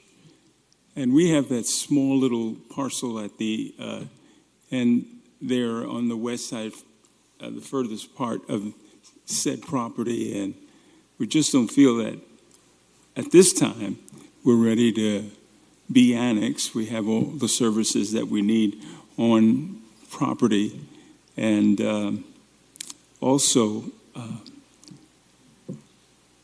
when it comes up, if eventually the city starts coming up on Shaw, that would be a different thing to consider at that time. But we don't see where we would be a detriment to this project, just us, that corner there, where the church is. Okay, thank you. For the record, can you give me your address? 7222, this is a parsonage that's there, right off the main property of the church. Thank you. Appreciate that. So, and did you want to speak as well, ma'am? Jackie Jigan, I am a member, been on the church board or in the church public there for 13 years, and I'm the director at Apples of Gold Educational Center, which is the preschool also located on the church facility. There are some great concerns with the annexation and going forward with that due to the fact that they do change the rules a lot. And it's constantly, when you have to hook up, then you don't have to hook up, or we give you that time. And so we are against that. And I'm part of the meetings that we've had with the Lennar group. And the changing of, well, we'll give you 2 years to hook up, or we'll give you 3 years, but then the cost that goes with that, and the ongoing charges that will go with the annexation of our property if we're forced to hook up, and then to have the church be considered to be in charge of paying all of that. If you're looking at a 30-year loan on a home, you're looking at more than over $50,000 that the church would be coming up with over that time, just to hook up with water, or to pay the city for water, or to pay for sewer, or to pay for the other things that is going to be required of us as a church and in our area. And so for that as a representation of our church as well, we're against all those extra charges that we would have to pay just so someone can build homes. Thank you, ma'am. All right, as council member in this district, what I'm going to do is postpone this item, and I'm going to ask these folks from the church to meet my staff. They're going to come out and meet you and schedule a meeting with you. I'd like to meet with you and hear your concerns more directly. And so, ma'am, we're going to delay this item. But can I speak before you? You absolutely can. Good morning, buenos dias. My name is Elisa Bilios, 5323 North Tusha Avenue, Fresno, California, 93723. I attended the December 19, 2018 Planning Commission meeting. It was my understanding that there was to be a meeting held, or at least the commission requested it, with the developers and the community, and that never happened. I emailed the developer's engineering company and never received a response to my questions and concerns. I'm wanting a playground stretcher, benches, chairs, rather than another boring patch of grass and dryscape. I'm wanting to have a more extensive traffic study done, as our infrastructure is in dire need of upgrades and modifications. I'm very concerned that the traffic report neglected Herndon and Parkway, the intersections of Herndon and Parkway, Herndon and Golden State, so I live just north of where this track is. I use those intersections to get to Shaw and Marks. I don't use Shaw. I do feel in the traffic report that trip generation is underestimated. I believe that evening that they nodded and smiled, but they are not going to deliver on any of their promises. Apples of Gold is a part of God's family church. Apples of Gold is where my children attended preschool, and we utilize them on a daily basis to assist our children getting to and from Herndon Barstow Elementary School. In forgotten Fresno, our traffic issues are real and fortunately have not been a priority for the city of Fresno. While fax buses have Wi-Fi, infrastructure has not kept pace with development in our community. Central Unified Bus Transportation is available but does not pick up in our neighborhood until 7:58 a.m. I have a kindergartner. They require somebody to be present with that child in order to take the bus in the morning. I work in Madera and have to be at work at 8 a.m. in the morning, and my husband works in Mendota. The church and Apples of Gold provide a lot of support to our community, students, and families. They deserve respect, and the developer and the city should be mindful of that. I've been attending the West Side Steering Committee meetings and have not seen these individuals attend because they do not care about what the community wants. We've recently formed a nonprofit organization for our community named Forgotten Fresno. We are a 501c3 and are currently acquiring donations to help us battle a lawsuit we currently have with Fresno County for a rezoning issue where the county failed to require proper environmental analysis or listen to the local residents and decided to allow yet another developer to do whatever they want. We're getting a new high school. We're getting more housing. We're being saturated. Last I heard from Scott Mosier, Veterans Boulevard is still $9 million short. We've had enough and want to be heard. We want our elected representatives to do what is right. Don't make more poor decisions just to increase property tax revenue that will not assist the needs of our community. Thank you. Thank you. Great comments. So would anybody else like to address this issue even though we're going to table it? Okay, then I'm going to suggest that we table this item till next week, and that'll give me a chance with my staff to meet with these folks who have concerns. Council President, can I also join you in that meeting? Yes, please. Your district is right across the street, so Councilmember Soria and I will meet with you with these concerns. We'll also like to meet with staff and find out the game plan moving forward. Council President, who's the developer for the record? What's that? Who's the developer? Yeah, I'm going to ask that right now. If you could come back up. It's Lennar. Okay, is the whole project Lennar? Yes, they're in the audience. Okay, all right, thank you. All right, perfect. So we will hear this 1 week from today. We'll continue that, and that'll give me a chance to meet with these folks and hear their concerns, and then also get a little bit caught up more with this project. All right. Are my colleagues okay with postponing that 1 week? All right, perfect. Thank you, and thank you, folks. My staff will meet you in the lobby, and we'll set a schedule a meeting with you, okay? Thank Council you. President, to be clear, that'd be the same time next week, since this is a noticed hearing? Yes. Okay. Yep, same time next week. Thank you. All right, we have one more timed item, and that is a 10:05 item, appearance by Mois Alfega Jezreel Lavelle II. Yes, please come forward.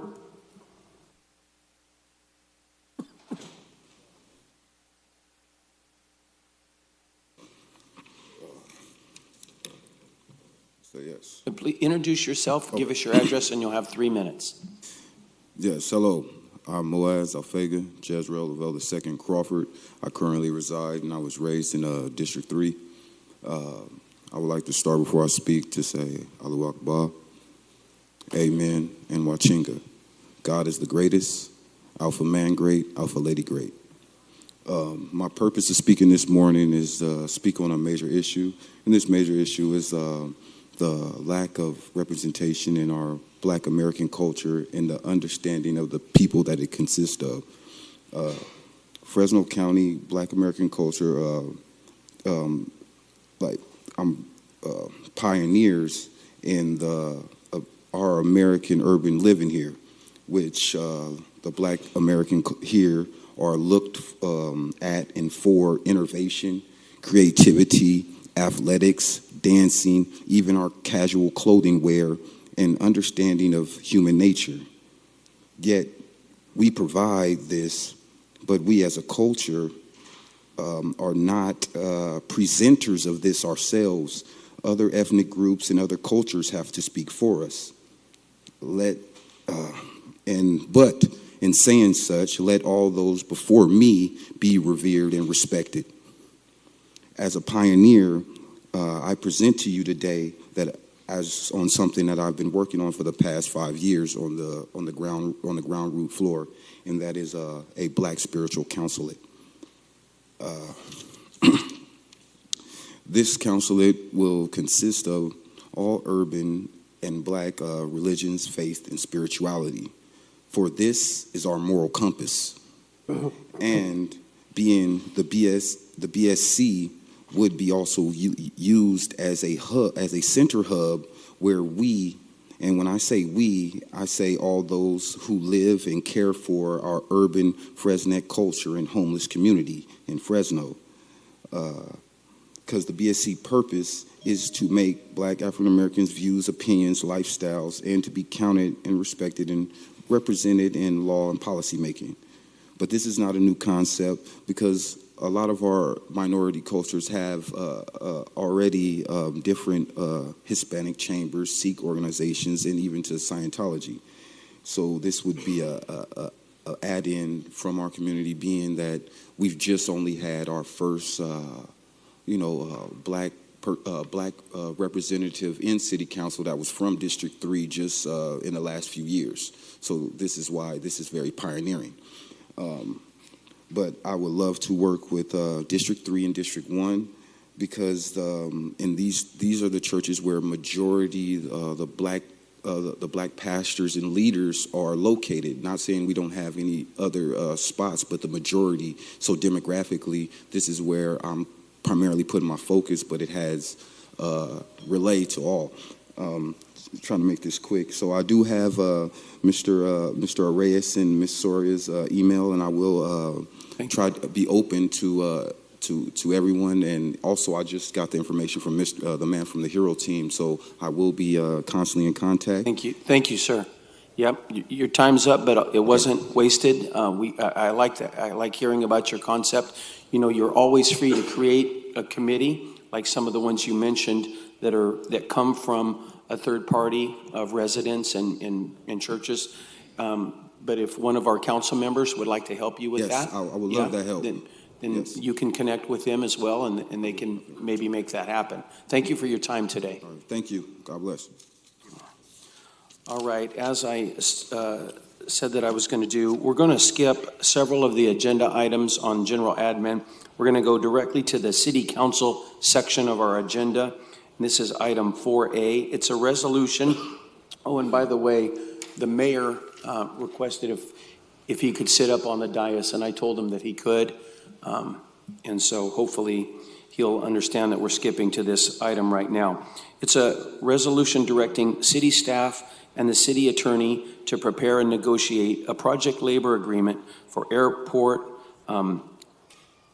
FAT Forward Projects, and it's sponsored by Councilmember Capriolio, Councilmember Soria, and Councilmember Chavez. So I'll let one of those council members begin. As the chair, I'll take the lead, Council President. Thank you. Look, this is another really, really exciting day in the city of Fresno and for District 4, and that's the resolution regarding FAT Forward program at the Fresno Yosemite International Airport. What that means is that we are hoping to garner the full $115 million to make improvements at the airport in parking and terminal. And this will be the largest capital project in recent history for the airport. So let me start off by saying thank you. I want to thank all of you that I see in the audience here today. Many of you have tried to teach me how to measure once and cut once, or not very good at that. But I thank all of you for being here. I see ABC, I see contractors, I see a sea of people that can make this work for the city of Fresno. I want to thank Kevin Michael, the airport director, city attorneys Doug Sloan and Amanda Freeman for their input and hard work. To my colleagues, members Soria and Chavez, we worked really, really hard on this. And to the trades that met with us, to all the different sectors that met with us, and I'm thankful and grateful for your willingness to come to the table and start a conversation about the needs for jobs, training, and most importantly, for our residents who we want to bring out of poverty. We're looking for an agreement that our residents will win, and the key to that is the win portion. And to make it a winner, we have to stay within the budget of the project. Kevin, unfortunately, the airport director, cannot be here today, but he asked me to say the following. It's important to keep this project on budget, and all projects executed at the airports in the past have been 100% on budget and on time. That is huge when we're talking about and taking millions of dollars to invest in the airport. Let us not lose focus that these are dollars from our constituents, and these are dollars that we are putting back into our city, which will benefit all residents. So that's Kevin's statement to all of us here. So the Fresno Council, City Council proposes the resolution for various sectors to come to the table to develop and implement a project labor agreement. This will create a pathway for a pool of diversity in the workforce, hiring that will reflect the levels of our residents who are economically challenged and disadvantaged. The committee and myself wanted to emphasize that would include minorities, women, small businesses, veterans, and local hires. So we hope to put together a well-crafted agreement, and we hope to benefit the city and we're giving our staff through the resolution direction which will result in them coming back to us, all of us coming back to the council for our approval.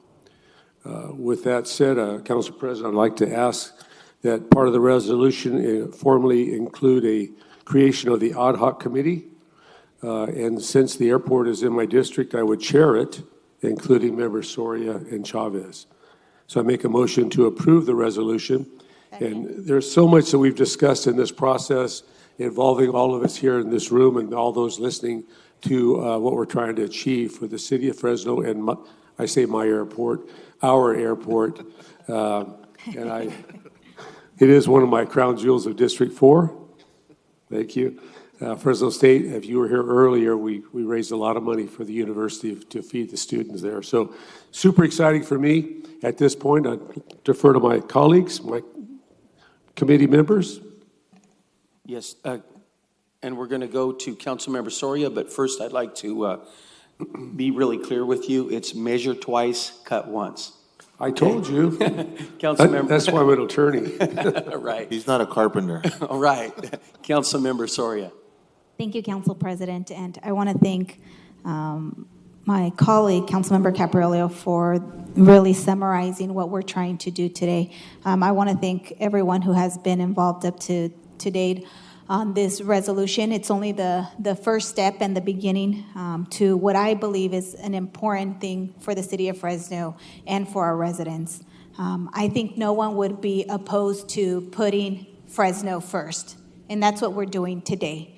We're saying that Fresno is important, that the residents of Fresno matter, and that when we're looking at expending taxpayer dollars here locally, that our families benefit, and that our families are getting paid a good wage, and we have the opportunity to make sure that we're creating a pipeline of that future workforce and getting people out of poverty, as mentioned by Councilmember Capriolio.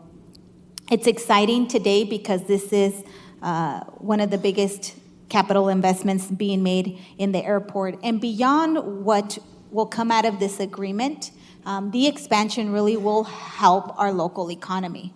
And I think that it is simple. What we're trying to do is prioritizing our residents that need the help here in the city of Fresno. PLAs have been done not only up and across the state, but throughout the nation. Not too far from here, LAX had a project labor agreement, and their project came on time and within budget. And that's what this is going to do for us as well. I know that our director said those were important things. And so that will happen, and we will make sure, this council will make sure that that is part of that. So with that, I just want to thank folks for being here this morning, for waiting patiently. I know that it's been a long time coming. It's been a conversation that was initiated some time ago with the TCC project as being a first, but really the major investment happening in the city of Fresno. So I want to thank everyone for being part of it. Thank you. Councilmember Arias. Here. I will defer to Councilmember Chavez, who looks like me, but he's shorter and bigger. And brighter. All right. Council, are you done? Councilmember Chavez. We don't all look alike, okay? Thank you for that, President Randall. You know, I served 4 years on the school board at Fresno Unified, and one of the biggest regrets I had is not investing more in our vocational training programs over there.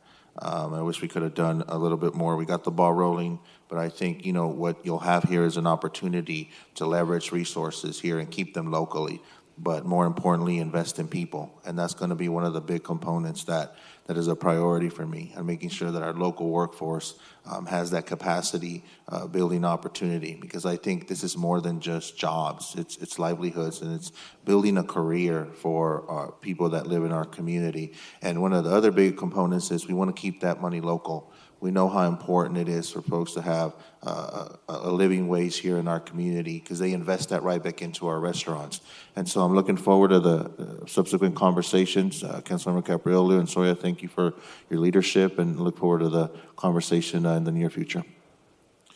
And that is our airport. It's not just Councilmember Capriolio's airport. He calls it our airport when he needs a vote, right? So, Councilmember Arias. Thank you, colleagues. I do want to say for the record that I am in the receipt of some of the folks who oppose project labor agreements, and us making an emphasis in hiring local and keeping our taxpayer funds local. So thank you, Nicole and Eric, for your tweets, your Fresno Bee op-eds. We understand your points and your position, and we appreciate that. From way out in Sacramento, you want to tell us how to invest our funds here in Fresno. But thanks, but no thanks. We are very capable of doing this ourselves. And I do want to say thank you to all the workers. You know, folks tell us all the time that we need more vocational training, and everybody thinks that we went away from vocational training to college-only pathways, but what they forget is that in order for us to invest in vocational training in high schools and colleges, people have to have jobs to actually utilize that training. And This is our commitment to make sure that Fresno produces local jobs that pay a good wage, a living wage, that provide good benefits, and that provide a pension system so that they don't have to live a retirement like my parents do of no pension and simply relying on a couple $100 from Social Security after decades of backbreaking work that leaves them, tore up and unable to move around and really play with their grandkids. So from my perspective, this is long overdue. As they say, elections have consequences. We made commitments to our residents and to our neighbors and to our city that we would look out for Fresno first. We're doing so tonight, and I would ask my council colleagues that as you engage in these negotiations, that you remember that we represent Fresnans, all Fresnans. And as naysayers come forward, as people try to water down a proposal and an agreement, that we hold steadfast because our residents have held steadfast. We still continue to have a higher unemployment rate than the state of California and the nation. We still have a lot of people who are able-bodied and able to work. They just need an opportunity and not a handout, but a hand up so that they can provide for their families like we provide for ours. So thank you, council colleagues, and let's remain steadfast. Councilman Esparza. I'm really thrilled to be, hearing this item and have the opportunity to support this project labor agreement. I think, we're presented these opportunities to inject, a windfall into our community, to the people who live in the city of Fresno, who spend their money here. We have to jump on that and really make the best of what's in front of us.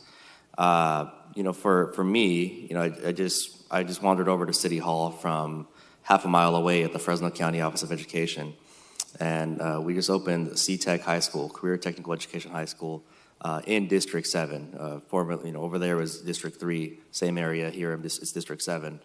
And for me, this is really full circle because we have two main pathways at the school in my district, and that's commercial manufacturing and commercial construction. And similar to what Councilmember Arias pointed out, we are training the students, we're training the future for those opportunities, and we have to make sure that those opportunities are present here locally, and that we don't train these students and they're having to travel out to Bakersfield or wherever else to work and to work for a living wage when we can provide that right here in our own backyard. So for me, this is full circle and a continuation of the work of investing in our future, investing in our students, investing in our families. So I'm happy to be here this morning and happy to support this project labor agreement. I'll leave the motion to the originators, though. Yeah, we've already got the first and the second, I believe, right? Mayor Brand. Thank you. I want to first thank the subcommittee for working with me and Kevin Michael on putting this deal together, and my administration will support the airport PLA as it goes forward. And today we're simply initiating the process to negotiate the PLA, and ultimately we want the final budget to be sound and within our parameters. And I want to pick up a theme that has been talked to by my colleagues here, is that for many years, Fresno has had this narrative of generational poverty, high unemployment, high crime, and we need to change that. And one of the issues is education. And for many years, not only here in Fresno, but the Valley, there's been this assumed career path of everybody's going to get a 4-year degree, but everybody is not going to get a 4-year degree. There are a lot of people here that will have the benefit of career technical education, to get opportunities to get careers in construction that has been said before, that pay decent living wages, that provide benefits that people can sustain. And to me, this is an opportunity to start to change the narrative of Fresno. And these jobs stay local. And there's an induced effect too. In addition, with people making good money, they can afford market level housing. They buy cars, they lease cars, they buy big screen TVs. They're consumers. And that ripples across the economy, and other jobs are benefited from it. So Looking forward to this, going forward to starting to make a major difference in how we define Fresno and getting local people the opportunity to participate and to prosper like they do in the Bay Area and Southern California. Thank you. Thank you, Mayor. Okay, I've got a number of cards for people that would like to speak, and I'm going to make a comment right before we do that, but it sounds from listening to my colleagues that this has broad support today, but I do have a couple of questions and concerns myself, and I'm very open, by the way, to supporting this. Am I right that this is the beginning of a conversation? Can I hear from some of the... Okay, so it's really today what you're asking us to vote on and support is to authorize a negotiation that may or may not happen. Is that correct? Well, I would anticipate perhaps it could not happen, but no, I mean the negotiations will happen. Correct. But the end result is still unclear, and so it will come back for another vote once we have an actual negotiated outcome. Is that correct? In a nutshell, yes. Okay. Then my other concern is that, because I'm very supportive of the emphasis on Fresno education and Fresno jobs, what I'd like to add and get some clarification on is, I was told this, and I don't know if this is a fact, and I'm open to hearing from people whether it is a fact or isn't a fact, but I've heard that about 85% of our labor locally is non-union.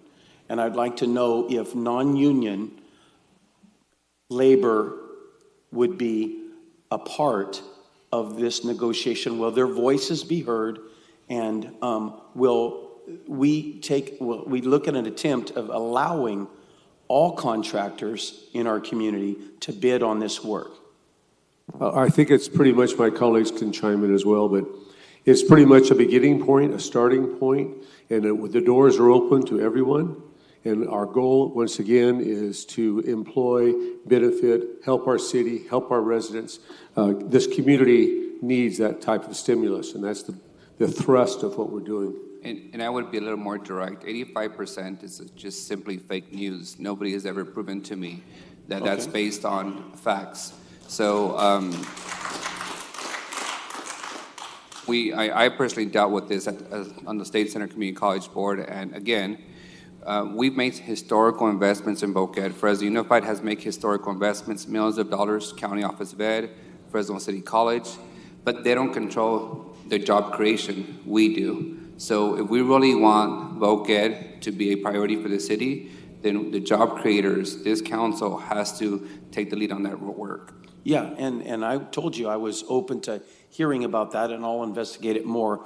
I've been very busy during the time that you guys have been meeting on this item, so I'm very open to that. But I just like a commitment that in the negotiation process, and you mentioned it a few moments ago when you thanked Nicole and Eric, I would just like to get your assurances that all voices will be at the table, and then I don't know I can't predict here today what the outcome would be. I might not even be at this dais, but I'm very interested in the final product, and I know that it would come back to this council for a vote, and so. But I want your assurances that all voices. Yeah, Councilmember Brandon, so I'll address that straight on. So yes, everybody's voice will be heard. We're, like Councilmember Capriola said, this is the beginning of the process, but maybe we can get some guidance from legal counsel. So given that the ad hoc committee is formed, what would be ways for other council members that are not part of the subcommittee to get some things that they would like flagged for discussion during this process? Obviously with the restraints of the Brown Act, what do you recommend to determine? The best would be that they talk to legal counsel about it directly. So there's that option for my colleagues. Thank you. And I would point out, Council President, that my council colleagues have already met with some of the opposition of project labor agreements, so they have been part of the conversations early on, and I want to thank them for making sure that those voices are also in the room as we've discussed this item. Yeah. All right, and then I'm going to tackle these cards. And again, it seems like there's broad support for beginning these negotiations, so think of that in mind if you want to speak. But everybody will be allowed to speak that wants to speak, and knowing that. But I'm going to work my way through the cards. Once I get to that, you'll still have an opportunity. So I'm going to call them in the order that they were presented. So Kate Bremer. Is Kate here? All right.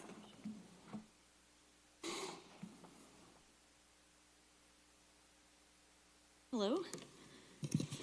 My name is Kate Bremer Bauman. I'm with Harris Electric. We're a local electrical contractor here in Fresno. We've been in business over 50 years, and we've done several projects with the city, most recently the City Hall doors, the automated doors, and we also did the restoration of the airport's administration building.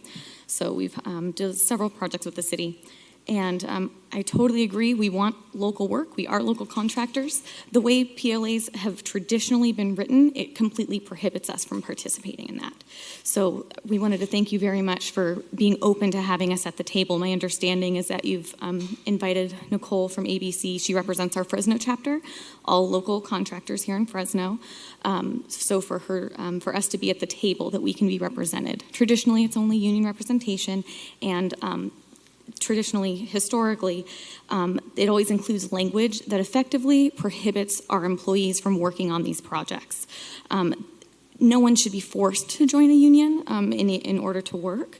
All our employees are local. We employ several minorities, veterans. We have people that have, served time, that are creating new lives for themselves. We are champions for this community. Let's see what else. We just want our workers to be able to work on projects in their own communities. And just traditionally, PLAs have prohibited that. So that's our main concern and our main fear when we hear the term project labor agreement. That's our fear, is that our local workers won't be able to join these projects. So thank you for giving us a place at the table. We're just so proud of our workers, their skill level, their safety records. We've had employees that have been with us for over 20 years. We have journeymen that have gone through the state-approved ABC apprenticeship program, and we also have current apprentices through that program. We employ people year-round, not just project-based. We really strive to keep our workforce working full-time. We provide health care coverage for them, same plan as the owner has. We do health care coverage. For these city projects, we always have prevailing wage rates as well. That's, of course, something that's established. Thank you for inviting us a place at the table, and thank you for listening to our concerns. Thank you, Kate. Next is Chuck Riojas.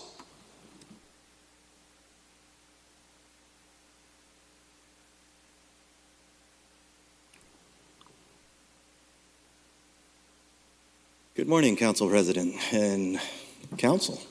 It's good to be here before you. I never really know what I'm going to say when it comes to these types of projects, when it comes to these things. I want to thank you for taking this up, for the betterment of our community, for the betterment of our city.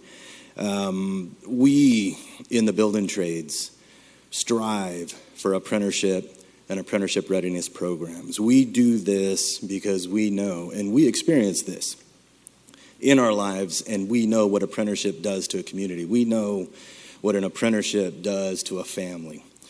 I just recently flew back in. Last night I got in around midnight at a conference in San Diego. It's a workforce and economic development conference. There was a lot of emphasis on apprenticeship readiness programs statewide. And so I want to thank this council for taking up this particular subject and taking this on a project like this, because it is important that you send that message to your constituents, to the residents of this city, that it means something to you, that it means something to stay local. It means something when you offer up these apprenticeship opportunities. The demographics that we serve in our apprenticeship readiness programs absolutely deserve and need these opportunities. It is life-changing. It is family-changing. It is generational changing. I stand before you not as a building trades rep, not as a union rep, but as an electrician, a father, and a resident of this city. And I know what apprenticeship does for a community. So I applaud you for taking this up. I so wholly support this. and I hope that the board does do. I agree, Council President, that it looks like it has support, so I won't stand in the way of that. Everybody's watching this. People are paying attention. I bring the full force of building trades to this effort to bring about a project labor agreement that this board can bless, that this board will be happy with. I commit myself and the building trades to that. I'm going to ask something, if I may. Everybody in this room today whose life was positively impacted by an apprenticeship, I'd like for them to stand up, if they would. If their life was positively affected by an apprenticeship. That's the impact this stuff can make. Thank you very much. That's the type of impact this can make. We touch lives on a personal level. So thank you very much. I'm happy to answer any questions later on, and I'll be happy to stick around. Thank you. Thank you, Chuck. Next is Ron Hicks. Ron? Is Ron still here? Okay. Ron will still have a chance if he comes back in the room. Nicole Gehring.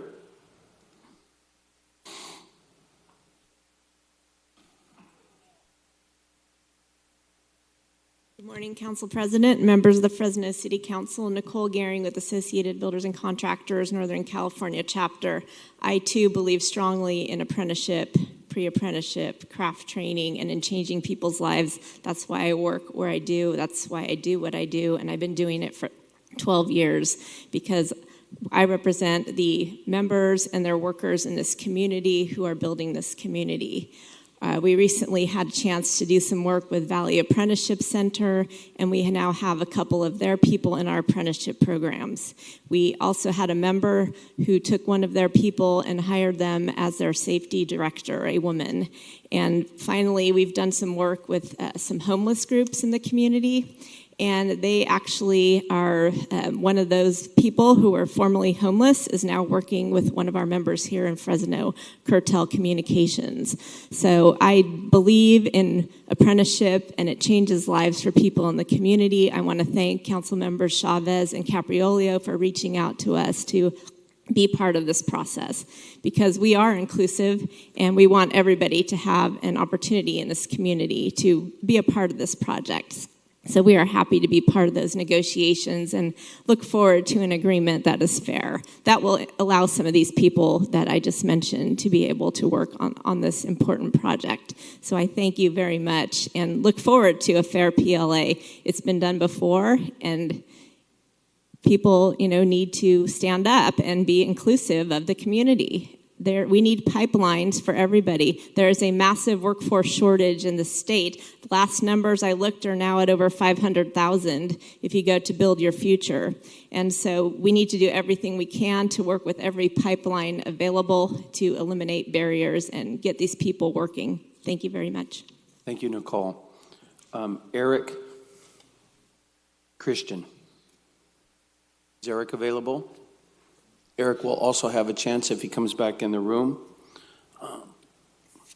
Then Eric's in the room. Come on up, Eric. All the way from a place where I apparently live but really don't. My name's Eric Christen. I'm the Executive Director of the Coalition for Fair Employment and Construction. We're an organization that was started 21 years ago to oppose the discrimination represented in project labor agreements. What you have here today is an issue brought to you by a special interest that, according to the Bureau of Labor Statistics, located in the Department of Labor, represents less than 16% of the California construction workforce. Here in Fresno County, it's actually even less. What you're doing is putting forth the interests of a special interest group, much to the exclusion of the rest of the industry. Now, what's encouraging about what I've heard so far is there is actually an attempt instead of excluding, which is what project labor agreements are, and there's a wealth of history out there demonstrating that, including what just happened in Selma, which I'll explain in just a moment. But there is an apparent attempt to have all voices at the table. The first thing you do to disprove that a project labor agreement is an exclusionary is start by excluding people from the negotiating table. If, in fact, groups like Associated Builders and Contractors are allowed at the negotiating table, then more than likely you won't have the implicitly and explicitly discriminatory provisions found within almost every PLA that's been passed in California in the last 21 years, which are the following. A local non-union contractor is limited to 5 of their workers, 5. That's what the City of Selma's PLA says. Have any of you read the City of Selma's PLA? Have any of you spoken to the staff at the City of Selma to understand what has happened with their bid process on their police station and why it's been such a disaster? Contractors are limited to 5 of their workers. Those workers that are lucky enough to get placed on the project have to pay into union health, welfare, and pension plans they will never vest in. This is called wage theft. We heard today great discussions about prevailing wage, living wage, people earning a living and being able to retire and not be left with Social Security checks at the end of their life. Well, when you have a non-union worker that works under a project labor agreement and loses $20 an hour that goes into a union trust fund he'll never vest in or she'll never vest in, that is wage theft. That is not something that helps the local community or the local workers. If you have a typical PLA negotiated by typical PLA proponents, those are the provisions that will be within your PLA when we come back here after the negotiations, because that's what is in all project labor agreements. Non-union apprentices will not be allowed, only union apprentices. So the young men and women looking to start a future in the construction industry that happen to be in non-union programs are explicitly excluded under a PLA. So if you're going to do this right, having everybody at the table is a great way to start. If you don't, you'll come back with the product that the City of Selma had, which stated, in reviewing the bids, Veneer opined that the labor costs associated with the PLA, coupled with the lack of competition created by the PLA, drove the bid to exceed the engineer's estimate, which is why they rejected all bids on their new police station. Thank you for your time. Thank you, Eric. The next person did not actually put their name on here, but it says GHS. Yeah, please, sir, come forward.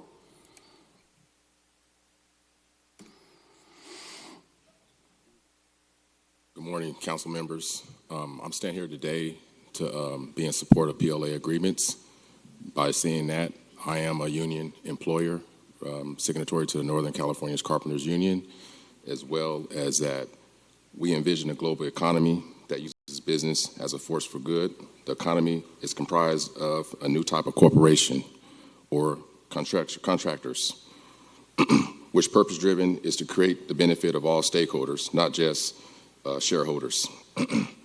As a leader of this emerging economy, we believe that we must be the change we seek in the world, that all businesses ought to be conducted as if people and place matter, that through their products, practices, and profits, business should aspire to do no harm and benefit all. To do so requires that we act with the understanding that we are dependent upon another and thus responsible for each other's future generations. If the African American community must internally be fed by the hand that pushes them into inequality, redefining, redlining, and gentrification, then we will never become strong enough to change our conditions. By being a union employer, we are able to employ people from my ethnicity, my demographics. We're also joining the engineers union as well, and we're also here located in Fresno. We were incorporated in 2008 in 93706. We currently have an office in the Tower District, which is an LGBT community. So we are diversified. If you don't want diversity, it gets no more diversity than this. So I encourage you to look at the PLA and move forward with it. No PLAs are perfect. There's a PLA right now that's imperfect. But however, with the union, it's going to have accountability, which is going to also balance, decisions that are made for people that want to go against the prevailing wages. Sir, I was supposed to ask you your name and address. Could you give us your name and address for the record? My name is Marshawn Govan. My office address is 1328 North Washon Avenue in Fresno, 93728. Thanks, Marshawn. Next is Aja Cruz. Is Aja available?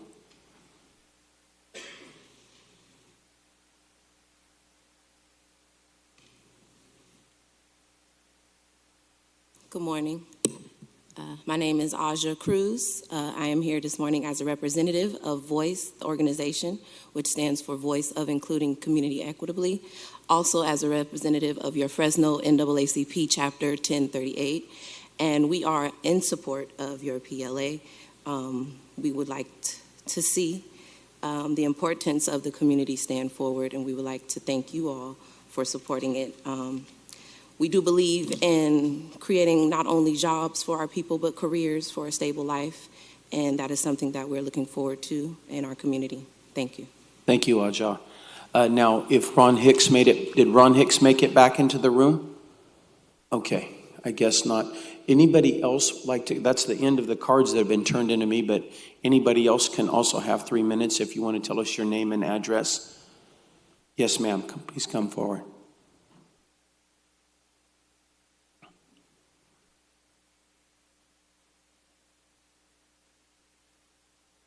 My name is Danielle Zavala, 1646 West Cornell Avenue, Fresno 93705.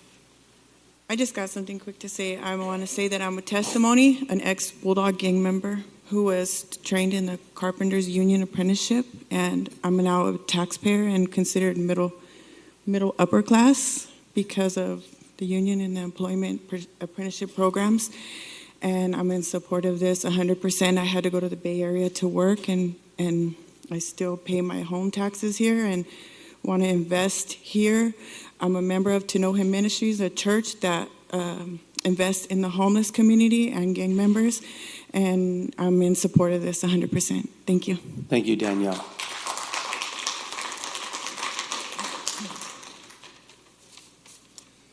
Council, it's, first of all, it's exhilarating to see. I haven't been here for a while.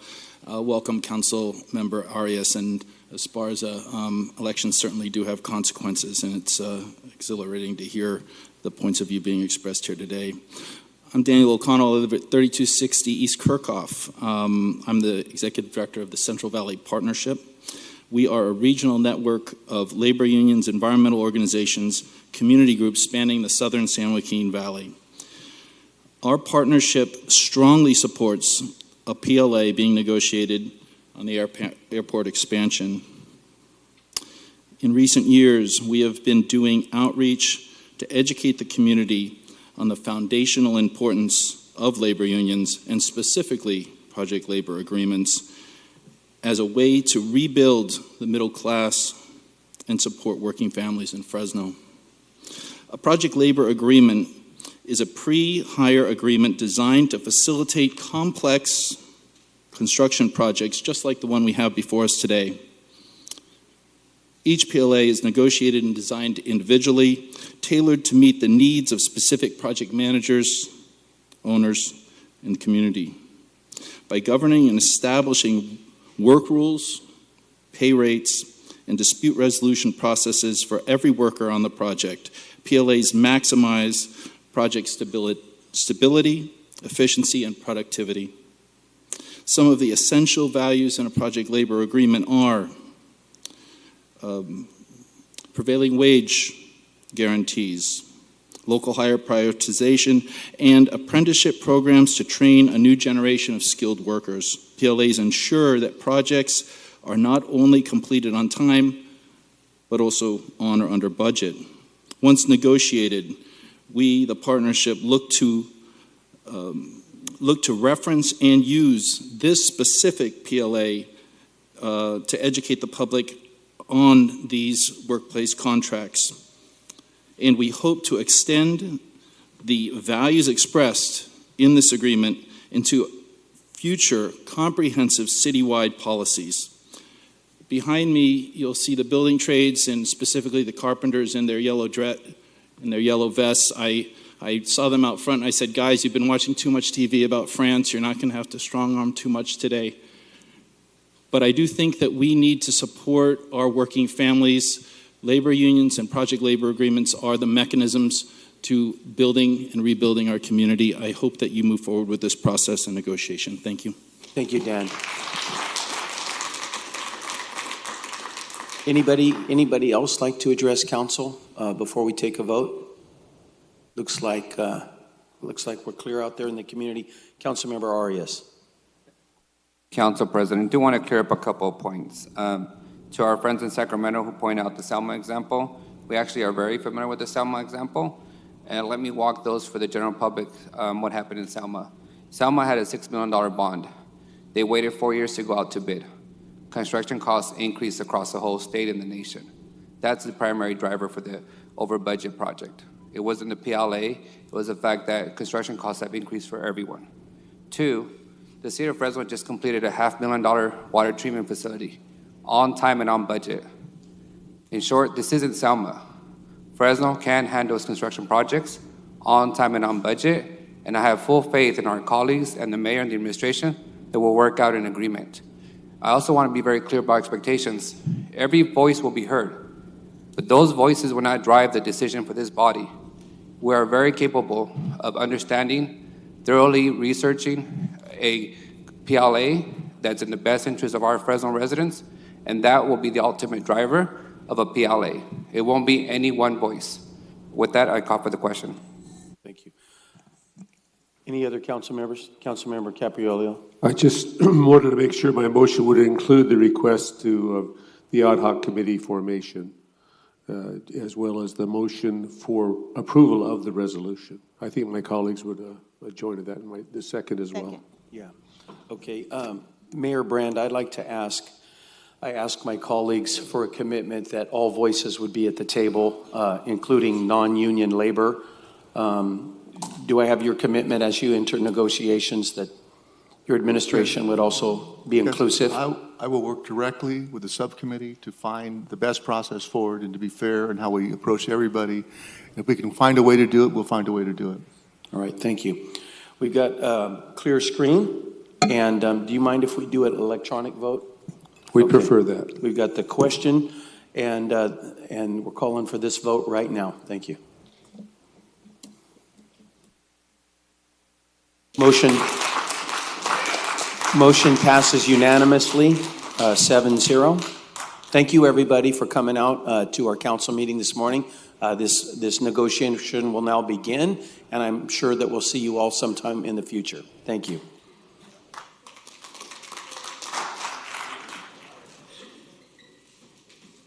Now we're going to go back to general admin, and we're going to start with item 3A, actions pertaining to the Northeast Surface Water Treatment Facility.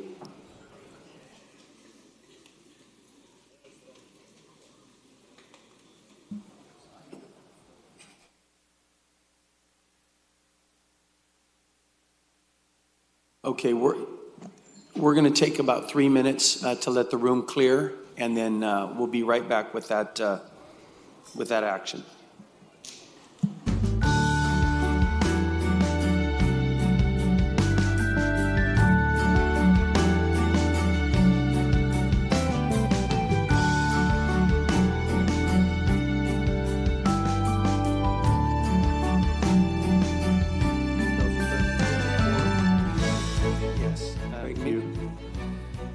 Sure, this is not in another council. Which council district this is in? Okay, this is the surface water treatment plant. We're good. So now we are going to hear item 3A, actions pertaining to the Northeast Surface Water Treatment Plant. Wonderful. Hello, Council President, council members. Always a pleasure to be here. Glenn Knapp, professional engineer, Department of Public Utilities, Planning and Engineering. The agenda item before you is for council adoption of a revised and amended pledged revenue resolution from the State Water Board for repayment of a $14 million Safe Drinking Water State Revolving Fund low-interest loan for construction of a 4.5 million gallon finished water reservoir at the city's Northeast Surface Water Treatment Facility. So City Council approval and adoption of this resolution will enable the State Board to proceed in issuance of an executed funding agreement, and myself and staff are available for any questions you may have. Motion to approve. Thanks, Glenn. Thank you for your presentation. We've got a motion from Councilmember Bredefeld. And who was my second there? Councilman Arias. Okay. I'll go up. He doesn't care. Hey, when the new president sits down, uh-oh. All right. All right. Uh-oh. Brace yourself. All right. Any members of the public like to address this item? Seeing none, we'll come back up here. I have a clear screen. We have a motion and a second. All in favor? Aye. Motion passes 6-0 with Councilmember Soria absent. Now we have item 3B. That's a legal workshop. Doug, thank you for the last couple of weeks. You've let us postpone this. Today's a great day to hear this.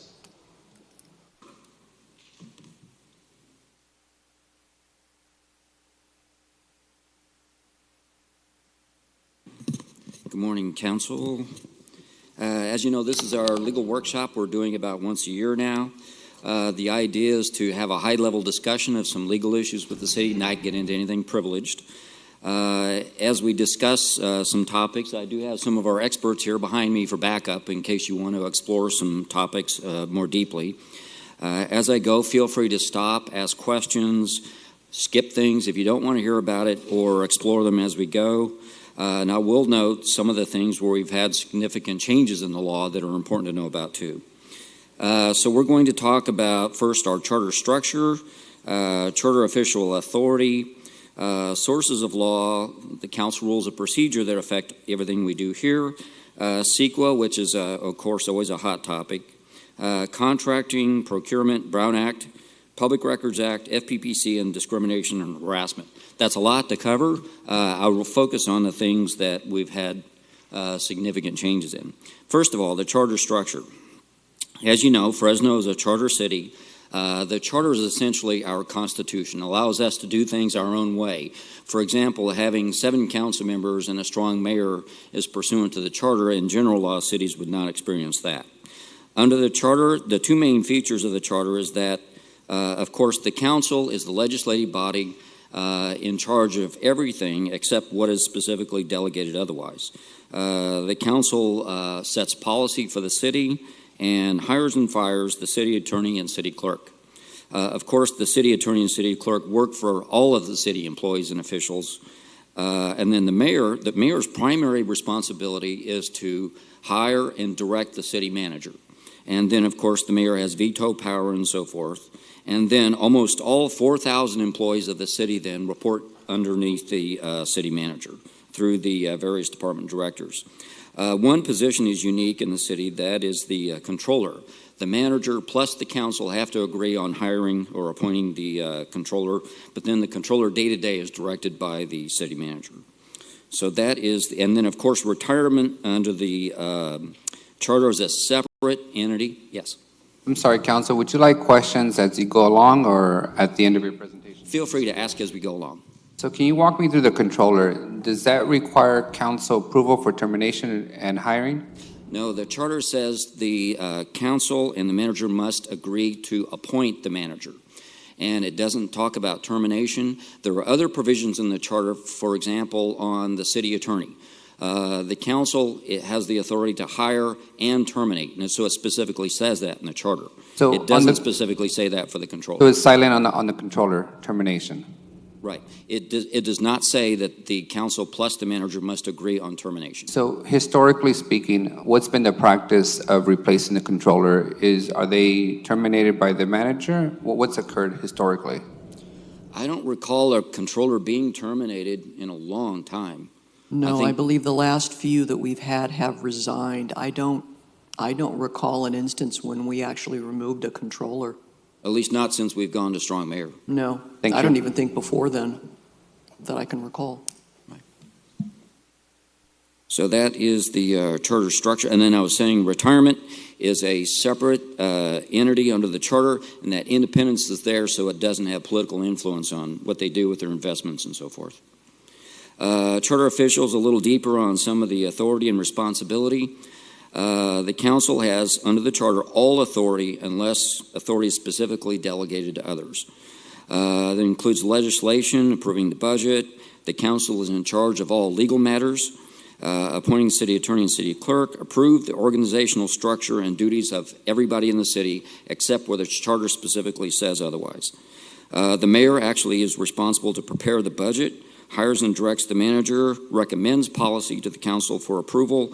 It has investigation authority and, of course, veto authority over legislative acts. The manager then implements the policy and budget via the staff, supervises all directors and employees under her jurisdiction, and advises the mayor. The council president presides over the meetings, prepares the agenda, speaks for the council, and becomes the mayor pro tem if necessary if there's a vacation of the mayor's position. The city attorney represents and advises all the city officials, prosecutes violations of the charter and the municipal code, approves all contracts, resolutions, and municipal code amendments, approves certain settlements and write-offs along with the manager. The city clerk maintains the books and records of the city, prepares the agenda, provides for oaths, and attests to documents. Then the controller is in charge of all finances. The CAFR oversees payments and budget implementation, maintains an inventory of city property, and is responsible, along with the city attorney's office, for collections and write-offs. Sources of law that we have to be concerned about. Starting at the federal level of course, the Constitution, and then most importantly, legislation when it comes to civil rights, and then contracting, grant provisions, and drugs, and that sort of thing. State, the Constitution, and statutes. Statutes aren't necessarily binding on the city, except unless they are of statewide importance, because we are a charter city. The ones we have to look at a lot are the Political Reform Act, the Government Code, and the Brown Act. Of course, court decisions at all levels can affect what we can do. Grants. Frequently, the terms of grants also control what the city can do with the funding through the grants. Of course, the charter is our Constitution. The municipal code is the force of law, subject to the charter. The city has many resolutions and acts that also have the force of law. They're generally primarily how we govern things internally, though. And then, of course, MOUs and contracts have the force of law. And then administrative orders are the manager's authority over her employees. There are a few AOs that are actually approved by the council also that would apply to everybody. Skipping to the council rules of procedure. Of course, the charter actually says the council shall prepare its own rules of procedure that governs how council meetings are run. It's adopted by resolution. It provides for the roles and responsibilities of the president and vice president. And taking a sidestep here, since Councilmember Brandow has been elected to the County Board of Supervisors, pursuant to the council rules then, Councilmember Capriolio, since he's next in line, who can be the council president, would fill out the balance of this year as council president, and Councilmember Arias would remain as the vice president, because under the council rules you have to be here for at least a year before you can serve as president. And then the following year we revert back to the sequence, and then Councilmember Arias will become president and Capriolio vice president. And then, so because Councilmember Brandow has been elected to the County Board of Soups, there'll be a vacancy in the council probably for 4 to 6 months. We will have 6 council members, and I've got asked this question a lot. If there's a 3-3 tie, that does not approve anything. Doug, I have a question for you. Yes. After Councilmember Arias is the council president, where does that go then? Does it go to District 4 again? Then you go back to the sequence. Same sequence. Yes. Okay. Right. Thanks. For those who are eligible to be council president, yes. The charter provides that the council can appoint if there's a vacancy in a council office, but only if it's in the last year of a term. And Councilmember Brandow is not in his last year of a term, so the council does not have authority to appoint somebody to replace him for the balance of this year. On that, so just it doesn't matter if it's in January of that when the term is up? It's only if it's in the last year of a term can you appoint. Okay. So had this been A year from now, we would have been able to appoint. But yeah, when Councilmember Westerland was called to duty in the services, he went to Germany. And that was in the last year of his term then, and Councilmember Capriolo was appointed to fill the balance of that term then. Perfect. Thank you. Of course, the council rules govern the meetings, how the agenda is done, how the council can vote. Of course, you have to have a quorum to start a meeting or during any public hearing, noticed public hearing, or to take any vote. Of course, you have to have at least 4 council members here. Provides for the public comment. The motions that can be made, of course, We've dispensed with Robert's Rules of Procedure years ago, and you've just adopted your own rules, and we provide for a main motion, which is always the main motion to approve something, a motion to amend, which has to be voted on before the main motion. Procedural motions always have precedence, which, for example, to continue something. A friendly motion is not really a motion, it's just a request to amend something, and if the maker of the motion agrees, then that becomes the main motion. Of course, in the council rules also provide for closed session. Closed sessions are always confidential. It's on a need-to-know basis who can be in there, and we can have closed sessions on matters in litigation or prospective litigation, real estate negotiations, labor and personnel negotiations, and for security issues. CEQA. Of course, CEQA comes into play anytime we're approving what is deemed a project. A project, and this is the first thing to understand about CEQA really, is a discretionary approval that is likely to have an effect on the environment. And the discretionary approval can be either a contract or an entitlement. For example, a CUP, zoning change, or that sort of thing. So anytime we have a contract or entitlement, we have to step back and think, does CEQA applies, and then how do we handle CEQA? The timing. CEQA must be done at the first time that there is a discretionary approval. Discretionary would exclude things that are ministerial, like a building permit. Building permit, if the applicant brings in a permit, and if they otherwise have their entitlements, if it meets the letter of law, it must be approved. So that's not discretionary. So you can't approve something that's a discretionary approval subject to doing CEQA later. The law does not allow that.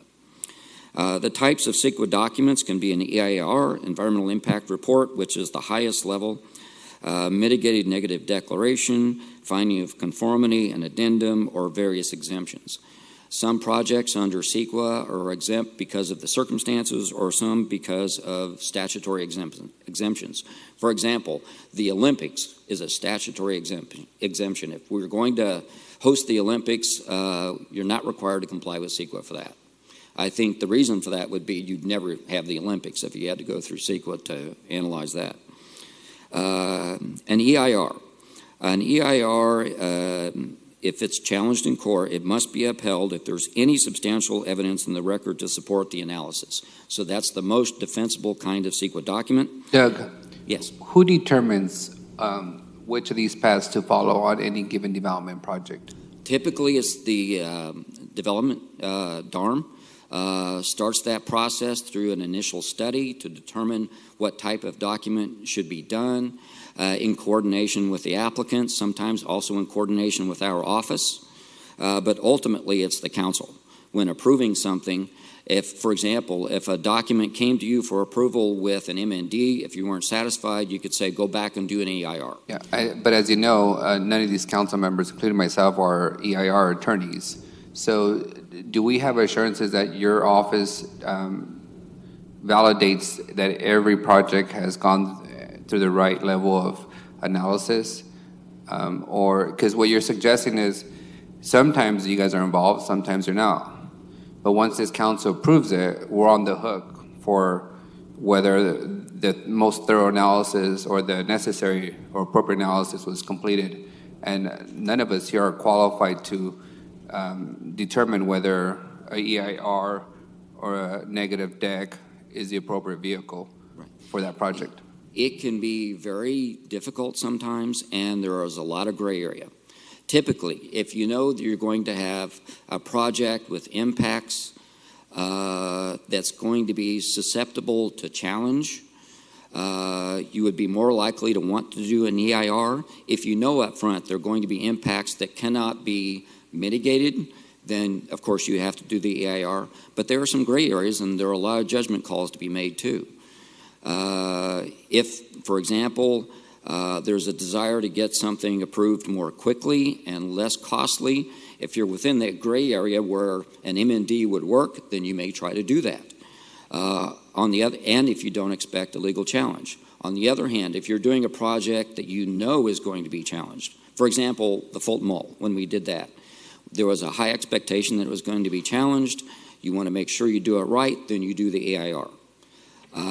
So we work with DARM in trying to make those judgments.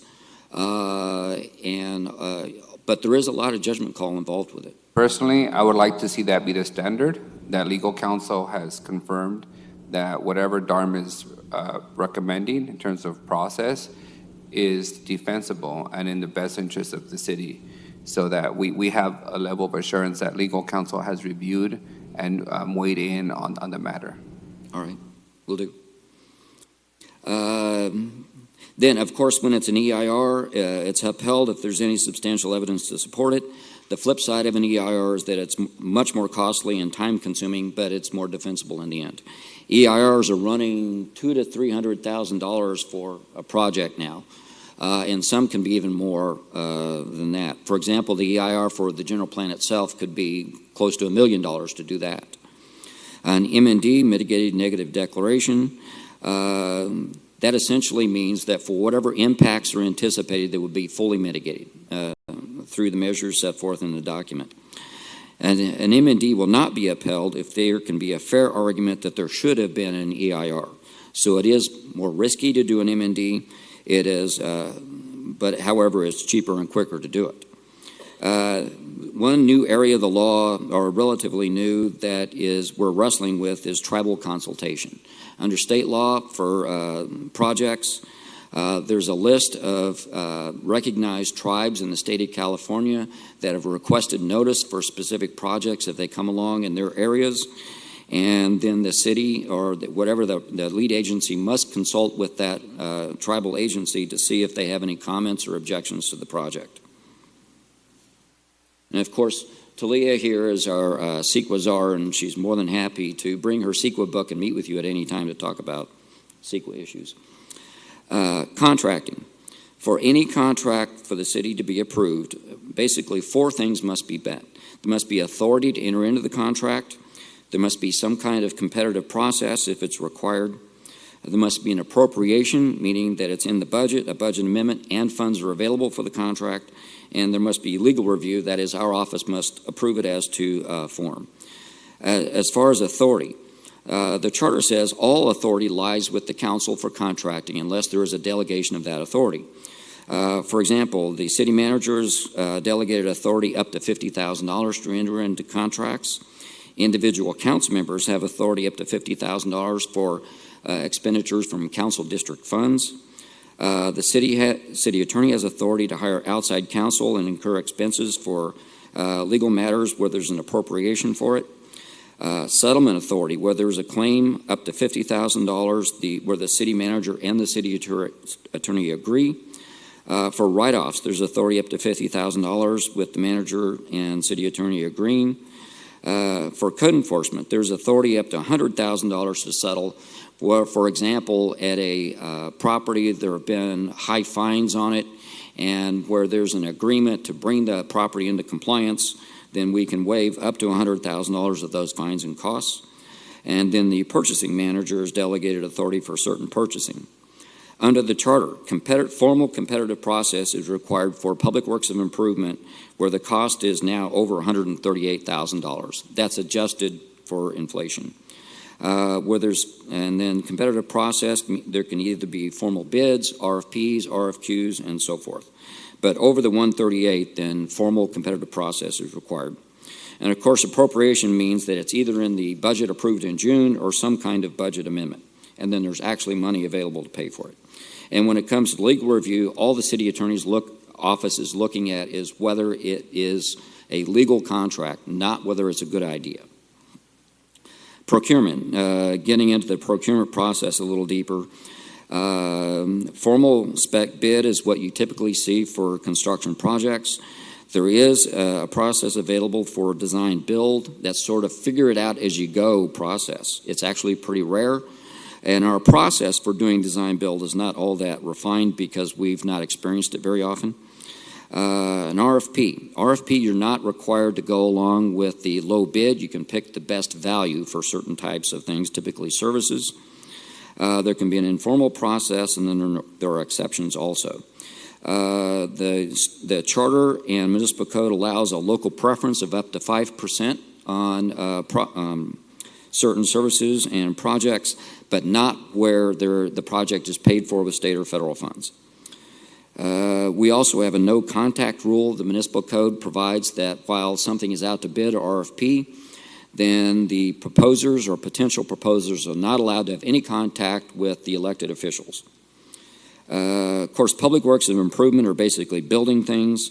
Then there are procurement process for procuring goods like buses and paper and those sorts of things, services.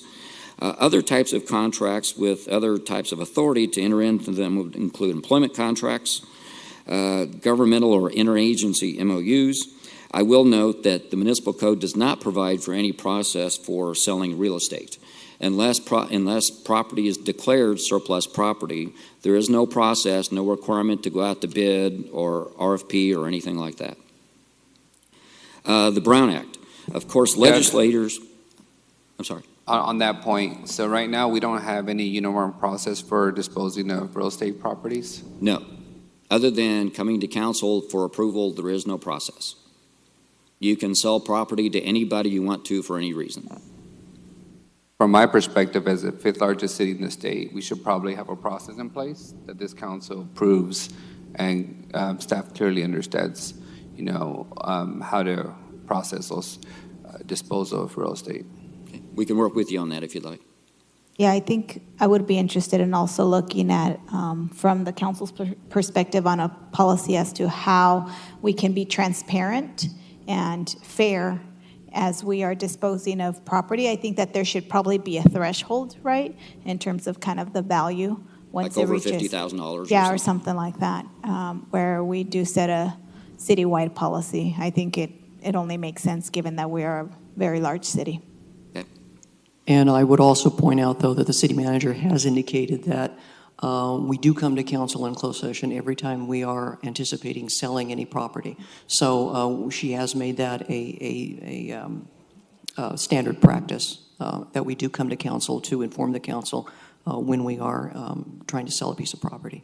Jane, thank you for mentioning that, and that is correct. However, I think for purposes of transparency for the public, and so that everyone has an opportunity to bid and we get the best value out of it, we should be proposing something that shows what is going to be up for bid and have people go at it to dispose of the property. That would help us also maybe generate more revenues. What would also help in general is I'm very sensitive that when people invest in our city, whether they bought a residential property or a commercial property, industrial property, it's a significant investment in funds.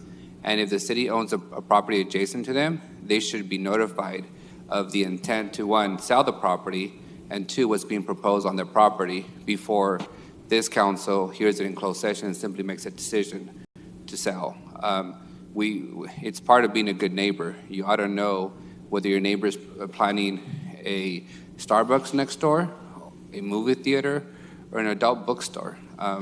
It's a basic understanding that as we sell real estate, it's not sufficient for the council simply to approve it as it's required as in the charter, but for us to notify the people who are going to be impacted by our decision about the possibilities, so that folks like just today we had a church come forward because the rezoning application would impact their operation. In this case, the current practice would allow us to sell property for specific use without ever telling the neighbor what that use is going to be before we ultimately make a decision. So it's more of a public benefit than really a council benefit. All right. We can work with you to prepare something to bring. The Brown Act. The Brown Act applies to legislators. It essentially means that legislative matters should be discussed in public. And a majority of the council is never allowed to discuss something in private, except for closed session, whether they do that as a group or in series. So the Brown Act encourages public discussions of legislative matters. Of course, here a quorum is 4.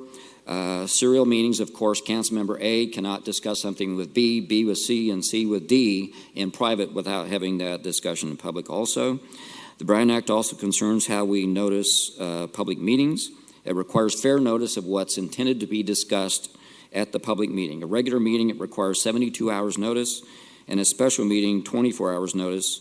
And a special meeting here can be called by either the council president or by 4 council members signing a special meeting notice, and we discussed closed sessions. Public Records Act. In California, anyone can request a public record, which can be a hard copy, an electronic copy, or video record that the city may be maintaining. The person making the request doesn't have to state any reason whatsoever. The motivation is irrelevant, and they don't have to make the request in any certain form. Now, the city's not required to create a record pursuant to a PRA request. One minor exception to that is if information is in a database, we can be required to run a query and print out a report. But a Public Records Act request is not an opportunity to ask questions. It's only to produce documents. Our office basically is the conduit for responding to PRAs. We are now looking at well over 4 million pages of documents a year pursuant to PRAs, and we are responding to about 10 per day right now. We cannot charge for time incurred in responding to PRAs, only the actual cost of photocopying and duplicating, that sort of thing. Now, public records can include records that are on private devices or accounts, in addition to what may be on city devices and so forth. And when there may be a record, for example, on your personal cell phone, Gmail, that sort of thing, the way it works is that we ask you to look, and then you sign an affidavit as to whether or not there was anything there. Some exceptions to PRAs would include where something is still in draft. We're not required to produce drafts. Where something is confidential, for example, attorney-client privilege, legislative privilege, and so forth. Where something is currently in an investigation, or where it's overly burdensome. If somebody asks for 1 million pages of documents, we work with them to narrow that down. There are some new changes in the law that became effective January 1st dealing with police department records that largely deals SB 1421, you've probably heard about, that require production of more records pertaining to uses of force and certain internal affairs type records concerning police officers. The courts are still wrestling with whether or not that's retroactive. In other words, whether records maintained prior to January 1st have to be produced. There are some competing opinions from trial court. The state attorney general has issued an opinion recently that it is not retroactive, that we do not have to produce records that were created, personnel records, before January 1st. So we're still waiting to see where the courts will go with that. Of course, our internal process here is for most records, whatever department receives the request that's funneled to our office, we work with whoever may maintain the records, compile them, look through them, and weed out the ones that may be subject to privilege, where there may be confidential information that has to be redacted, and then we produce those records. The time frame is initially we have to respond within 10 days, and then we can get up to an additional 14 days to respond after that. The FPPC, pursuant to the Political Reform Act, of course, this covers gifts, conflicts, and election issues. Of course, the gift limit is $470 per year from any one source. All gifts over $50 have to be reported. So you're prohibited from accepting gifts that amount to over $470 per year from any source. You must report those up to that amount. Also deals with conflicts of interest, and of course the best thing to think about anytime there's a potential conflict of interest is talk to us. We'll help you work through it. Also concerning elections, when there are the filing dates for certain offices, whether or not the residency requirements here, you have to be a resident of the district 30 days before filing, and then how you go about fundraising. As you know, about a year ago, pursuant to a federal court decision, we lifted the requirement or the prohibition on raising funds outside the current year from when the election is taking place. Discrimination and harassment. Of course, you get more detailed training on this. Of course, discrimination and harassment can be intentional, or it can deal with the effect of the behavior. There is training now required of supervisors. I think it's every 2 years. Supervisors must go through training. And there's additional training now that Doug, right here. Yes. How many more slides do you have? I think just 1 or 2. So we all get training on discrimination and harassment. Can we skip this slide? Yeah, let me just point out one thing. The law has changed now in California. We used to emphasize that any behavior had to meet the severe or pervasive standard before it could be actionable. Now the law has changed that a single incident can lead to responsibility for any act of discrimination or harassment. So we'll note that.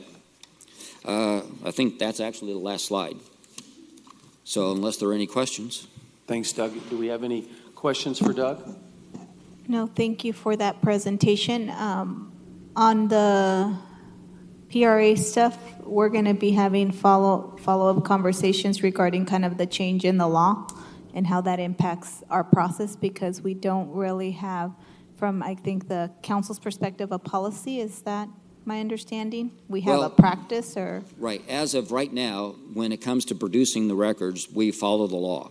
Now, the council could go beyond that and say, even though these are the minimum records that have to be produced, the council could, for example, say, police videos will be producing them under these circumstances that may be even broader than state law if you choose to. Okay, I see what So you're there are saying. certain things we're required to be produced, but Okay. the council could go beyond that. Okay, perfect. Thank you. Anything else? Thank you, Doug. Appreciate it. All right. Now we are going to hear the item that was moved off of consent calendar, and it was item 1B, now heard in general admin, approve a policy on conditions, not 1B, 1D, authorize resolution to allow discretion in council district staffing. I had a couple of questions, but I've got some clarity, but I would like Councilmember Esparza to make a presentation, and I'll make a couple questions and comment. Yeah, sure. So first thing I'll do is I will make the motion to approve. Second. Thank you. And what this resolution is proposing is a fix in our poor organizational policy in terms of our council personnel. So we currently, in the position authorization resolution, are limited to hiring 2 full-time equivalents with benefits. And so that restricts us on how we are allowed to expend our operating personnel budget.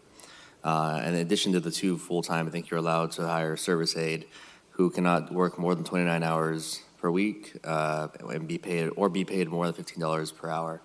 And so it's my position. I think I could probably find some organizational theory research to back this up, that it is more efficient to have 1 full-time equivalent than it is to have 4 quarter times or 2 half times. And so I believe that it should be up to each council member to determine, according to the needs of their district, how to expand their operating budget, and what level of personnel and how much they want to pay them within the confines of the budget that they do have. All right, thank you. So the reason I pulled this, and I might not have even pulled it, have I known then what I know now, but I do have concerns. My concerns are really not with what you're trying to do, by the way. It's with transparency concerns inside of the budget process. So for instance, it's been one thing that I've liked to do in the 6 budgets that we've had is find monies that I feel that could be used inside of council infrastructure funds and inside of that pot, and move monies. In the early years, I literally found the money and then moved it in after talking with the different departments. And then in recent years, it's been more of working with the administration to find monies to allow council budgets to tackle issues. In my opinion, they're putting out fires, emergency things that come up. I don't mean literally fires, but I mean allowing council to more quickly address something rather than go through, for instance, the Public Works Department. We can spontaneously see a need in our council district, whether it is a curb that needs to be fixed, a tree that needs to be trimmed, a pothole, and we don't have to wait to go through a process with a bunch of prioritization. We can identify it and execute it, and I've always enjoyed doing that. I've used that very well in Council District 2.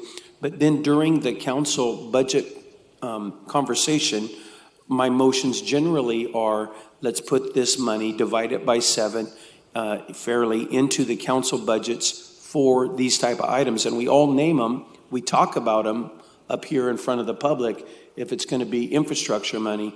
And then in all reality, though, the reality is, and it's even current reality, it's got nothing to do with Councilmember Esparza's motion today, which is what really helped me. The reality is, even currently, we can move money that we talk about for potholes, and we could move that money into personnel. And so that gives me a little heartburn. I would prefer it in the budget if we cleared that up in talks, that the public knows that we could do that with that money that we're talking about for potholes. So for me, that's what gave me a little bit of pause on this item when I first heard about it. And there wasn't a staff report, so I kind of was trying to make sense of it. I don't have a problem with what you're trying to do today, so I'm going to definitely be supportive. The only thing that I would ask is for in the next budget process or an ongoing budget processes, we talk very transparently with the community. When somebody makes a motion to fill potholes, it should be understood that it could be used for personnel. Or another option for that is to completely separate those two pots of money so that if we do vote for infrastructure funds and we literally talk about potholes and tree trimmings and alleyway clearing and those types of things, that money could not be transferred. So there's a couple options there, but it's the transparency issue that kind of gave me a red flag. I'm happy to express that now in just a comment form, and I will be supportive of your motion today. I appreciate it, Council President, and I support having transparency and how we conduct our council member offices. I think how a council member wants to govern is their prerogative. And, if a council member wants to expend all of their money on potholes and have no one picking up the phones, that they're not going to get reelected. Right. And the other side of the spectrum is if they expend all their money on personnel and they're not, filling potholes or spending money on printing for voter outreach and town halls, they're also not going to get reelected that way. Call for the question. I'm not finished, council member. And so you're right. This ultimately has nothing to do with this resolution. It just gives us flexibility.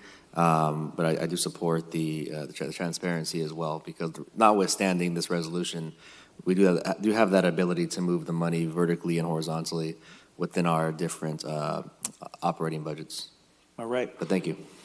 You got it. There's nobody else punched in, so we have a motion and, okay. I'm sorry, just a couple of, I guess, operational questions. We have a process to move money and move it from the non-personnel to the personnel side already. I'm just wondering what the process is going to be now. Do we just get a call from the council member saying they would like to add positions, and are they going to tell us which accounts they're using to fund that exercise? Ultimately, the only expenditure, the only pot of money that you have where you can pay your personnel is out of the operating portion, the personnel budget. And so this resolution has no fiscal impact. So you said two things there. You said operational budget and personnel budget, and those are separate.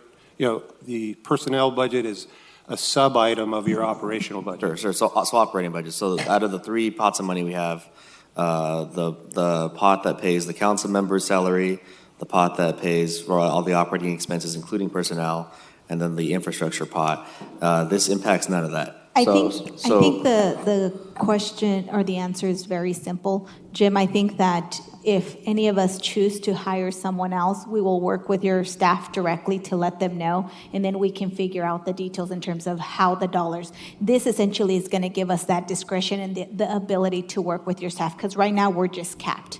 So I think we will work with you guys to make sure that it'll be the same process. It'll be the same process it is now, where we contact Scott Motzenbecker, and he helps adjust accordingly depending on what projects we're pursuing and how we're spending our money. So this impacts, nothing. This really just gives us the flexibility for full-time equivalents. Just one more comment is when you move into a full-time employee, there are benefits associated with it, so there may be additional costs. We understand that. Yeah, we understand that. Yeah, it's all subject to the budget. All right, thank you. Call for the question, please. Yes, and who was our second? Okay. Second by Councilmember Arias. All in favor? Aye. That motion passes 6-0 with Councilman Capriolio absent. We have two more items. We're going to go out to unscheduled communication, and Mr. Love has turned in a card, and then we have one closed session item.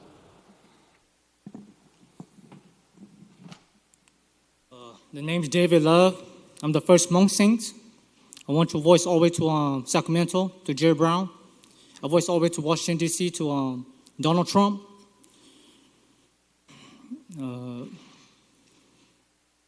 Paula Yang's Organization of Satan, her organization, the Royal New Order of Satan is Paula Yang's organization of Kokongs. Kokong is known as the Dark World of Satans.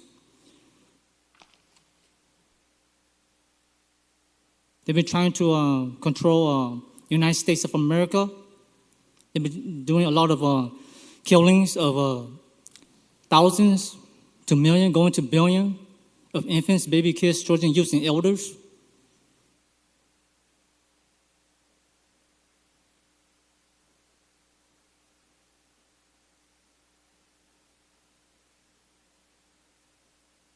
I also noticed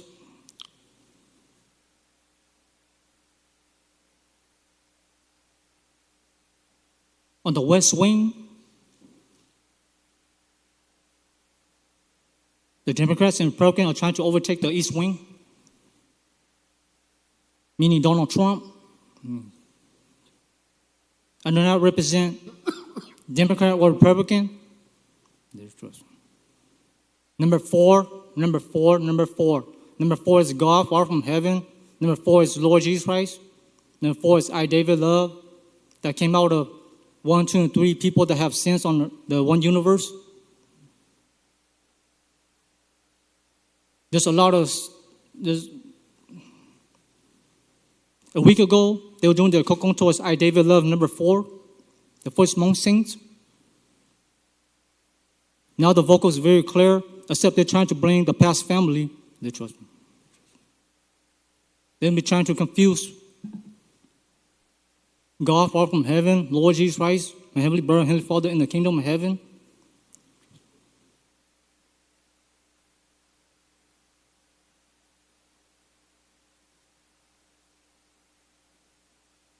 Number 4, Jesus Christ, my heavenly brother on earth, the heavenly earth. They've been trying to block that all the time. As I, David Love, number 4, completes God's angel Omnia Sings at 100.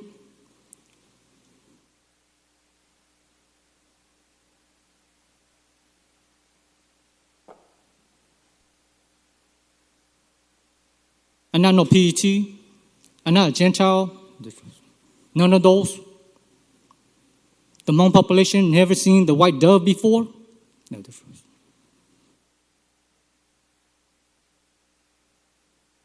I was chosen.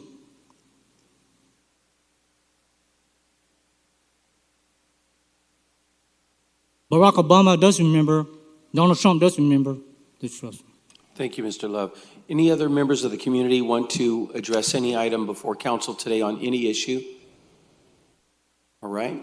We have one closed session item. Doug, do we need to report that?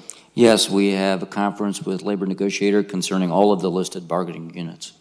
There will not be an announcement afterwards. So council will not have to come back out? That's correct. Will not. Just really quick. Impeachment is at the table at Washington, D.C., and also Sacramento. Thank you, Mr. Thank Love. you. All right. Thank you, Doug. So we will go immediately to closed session.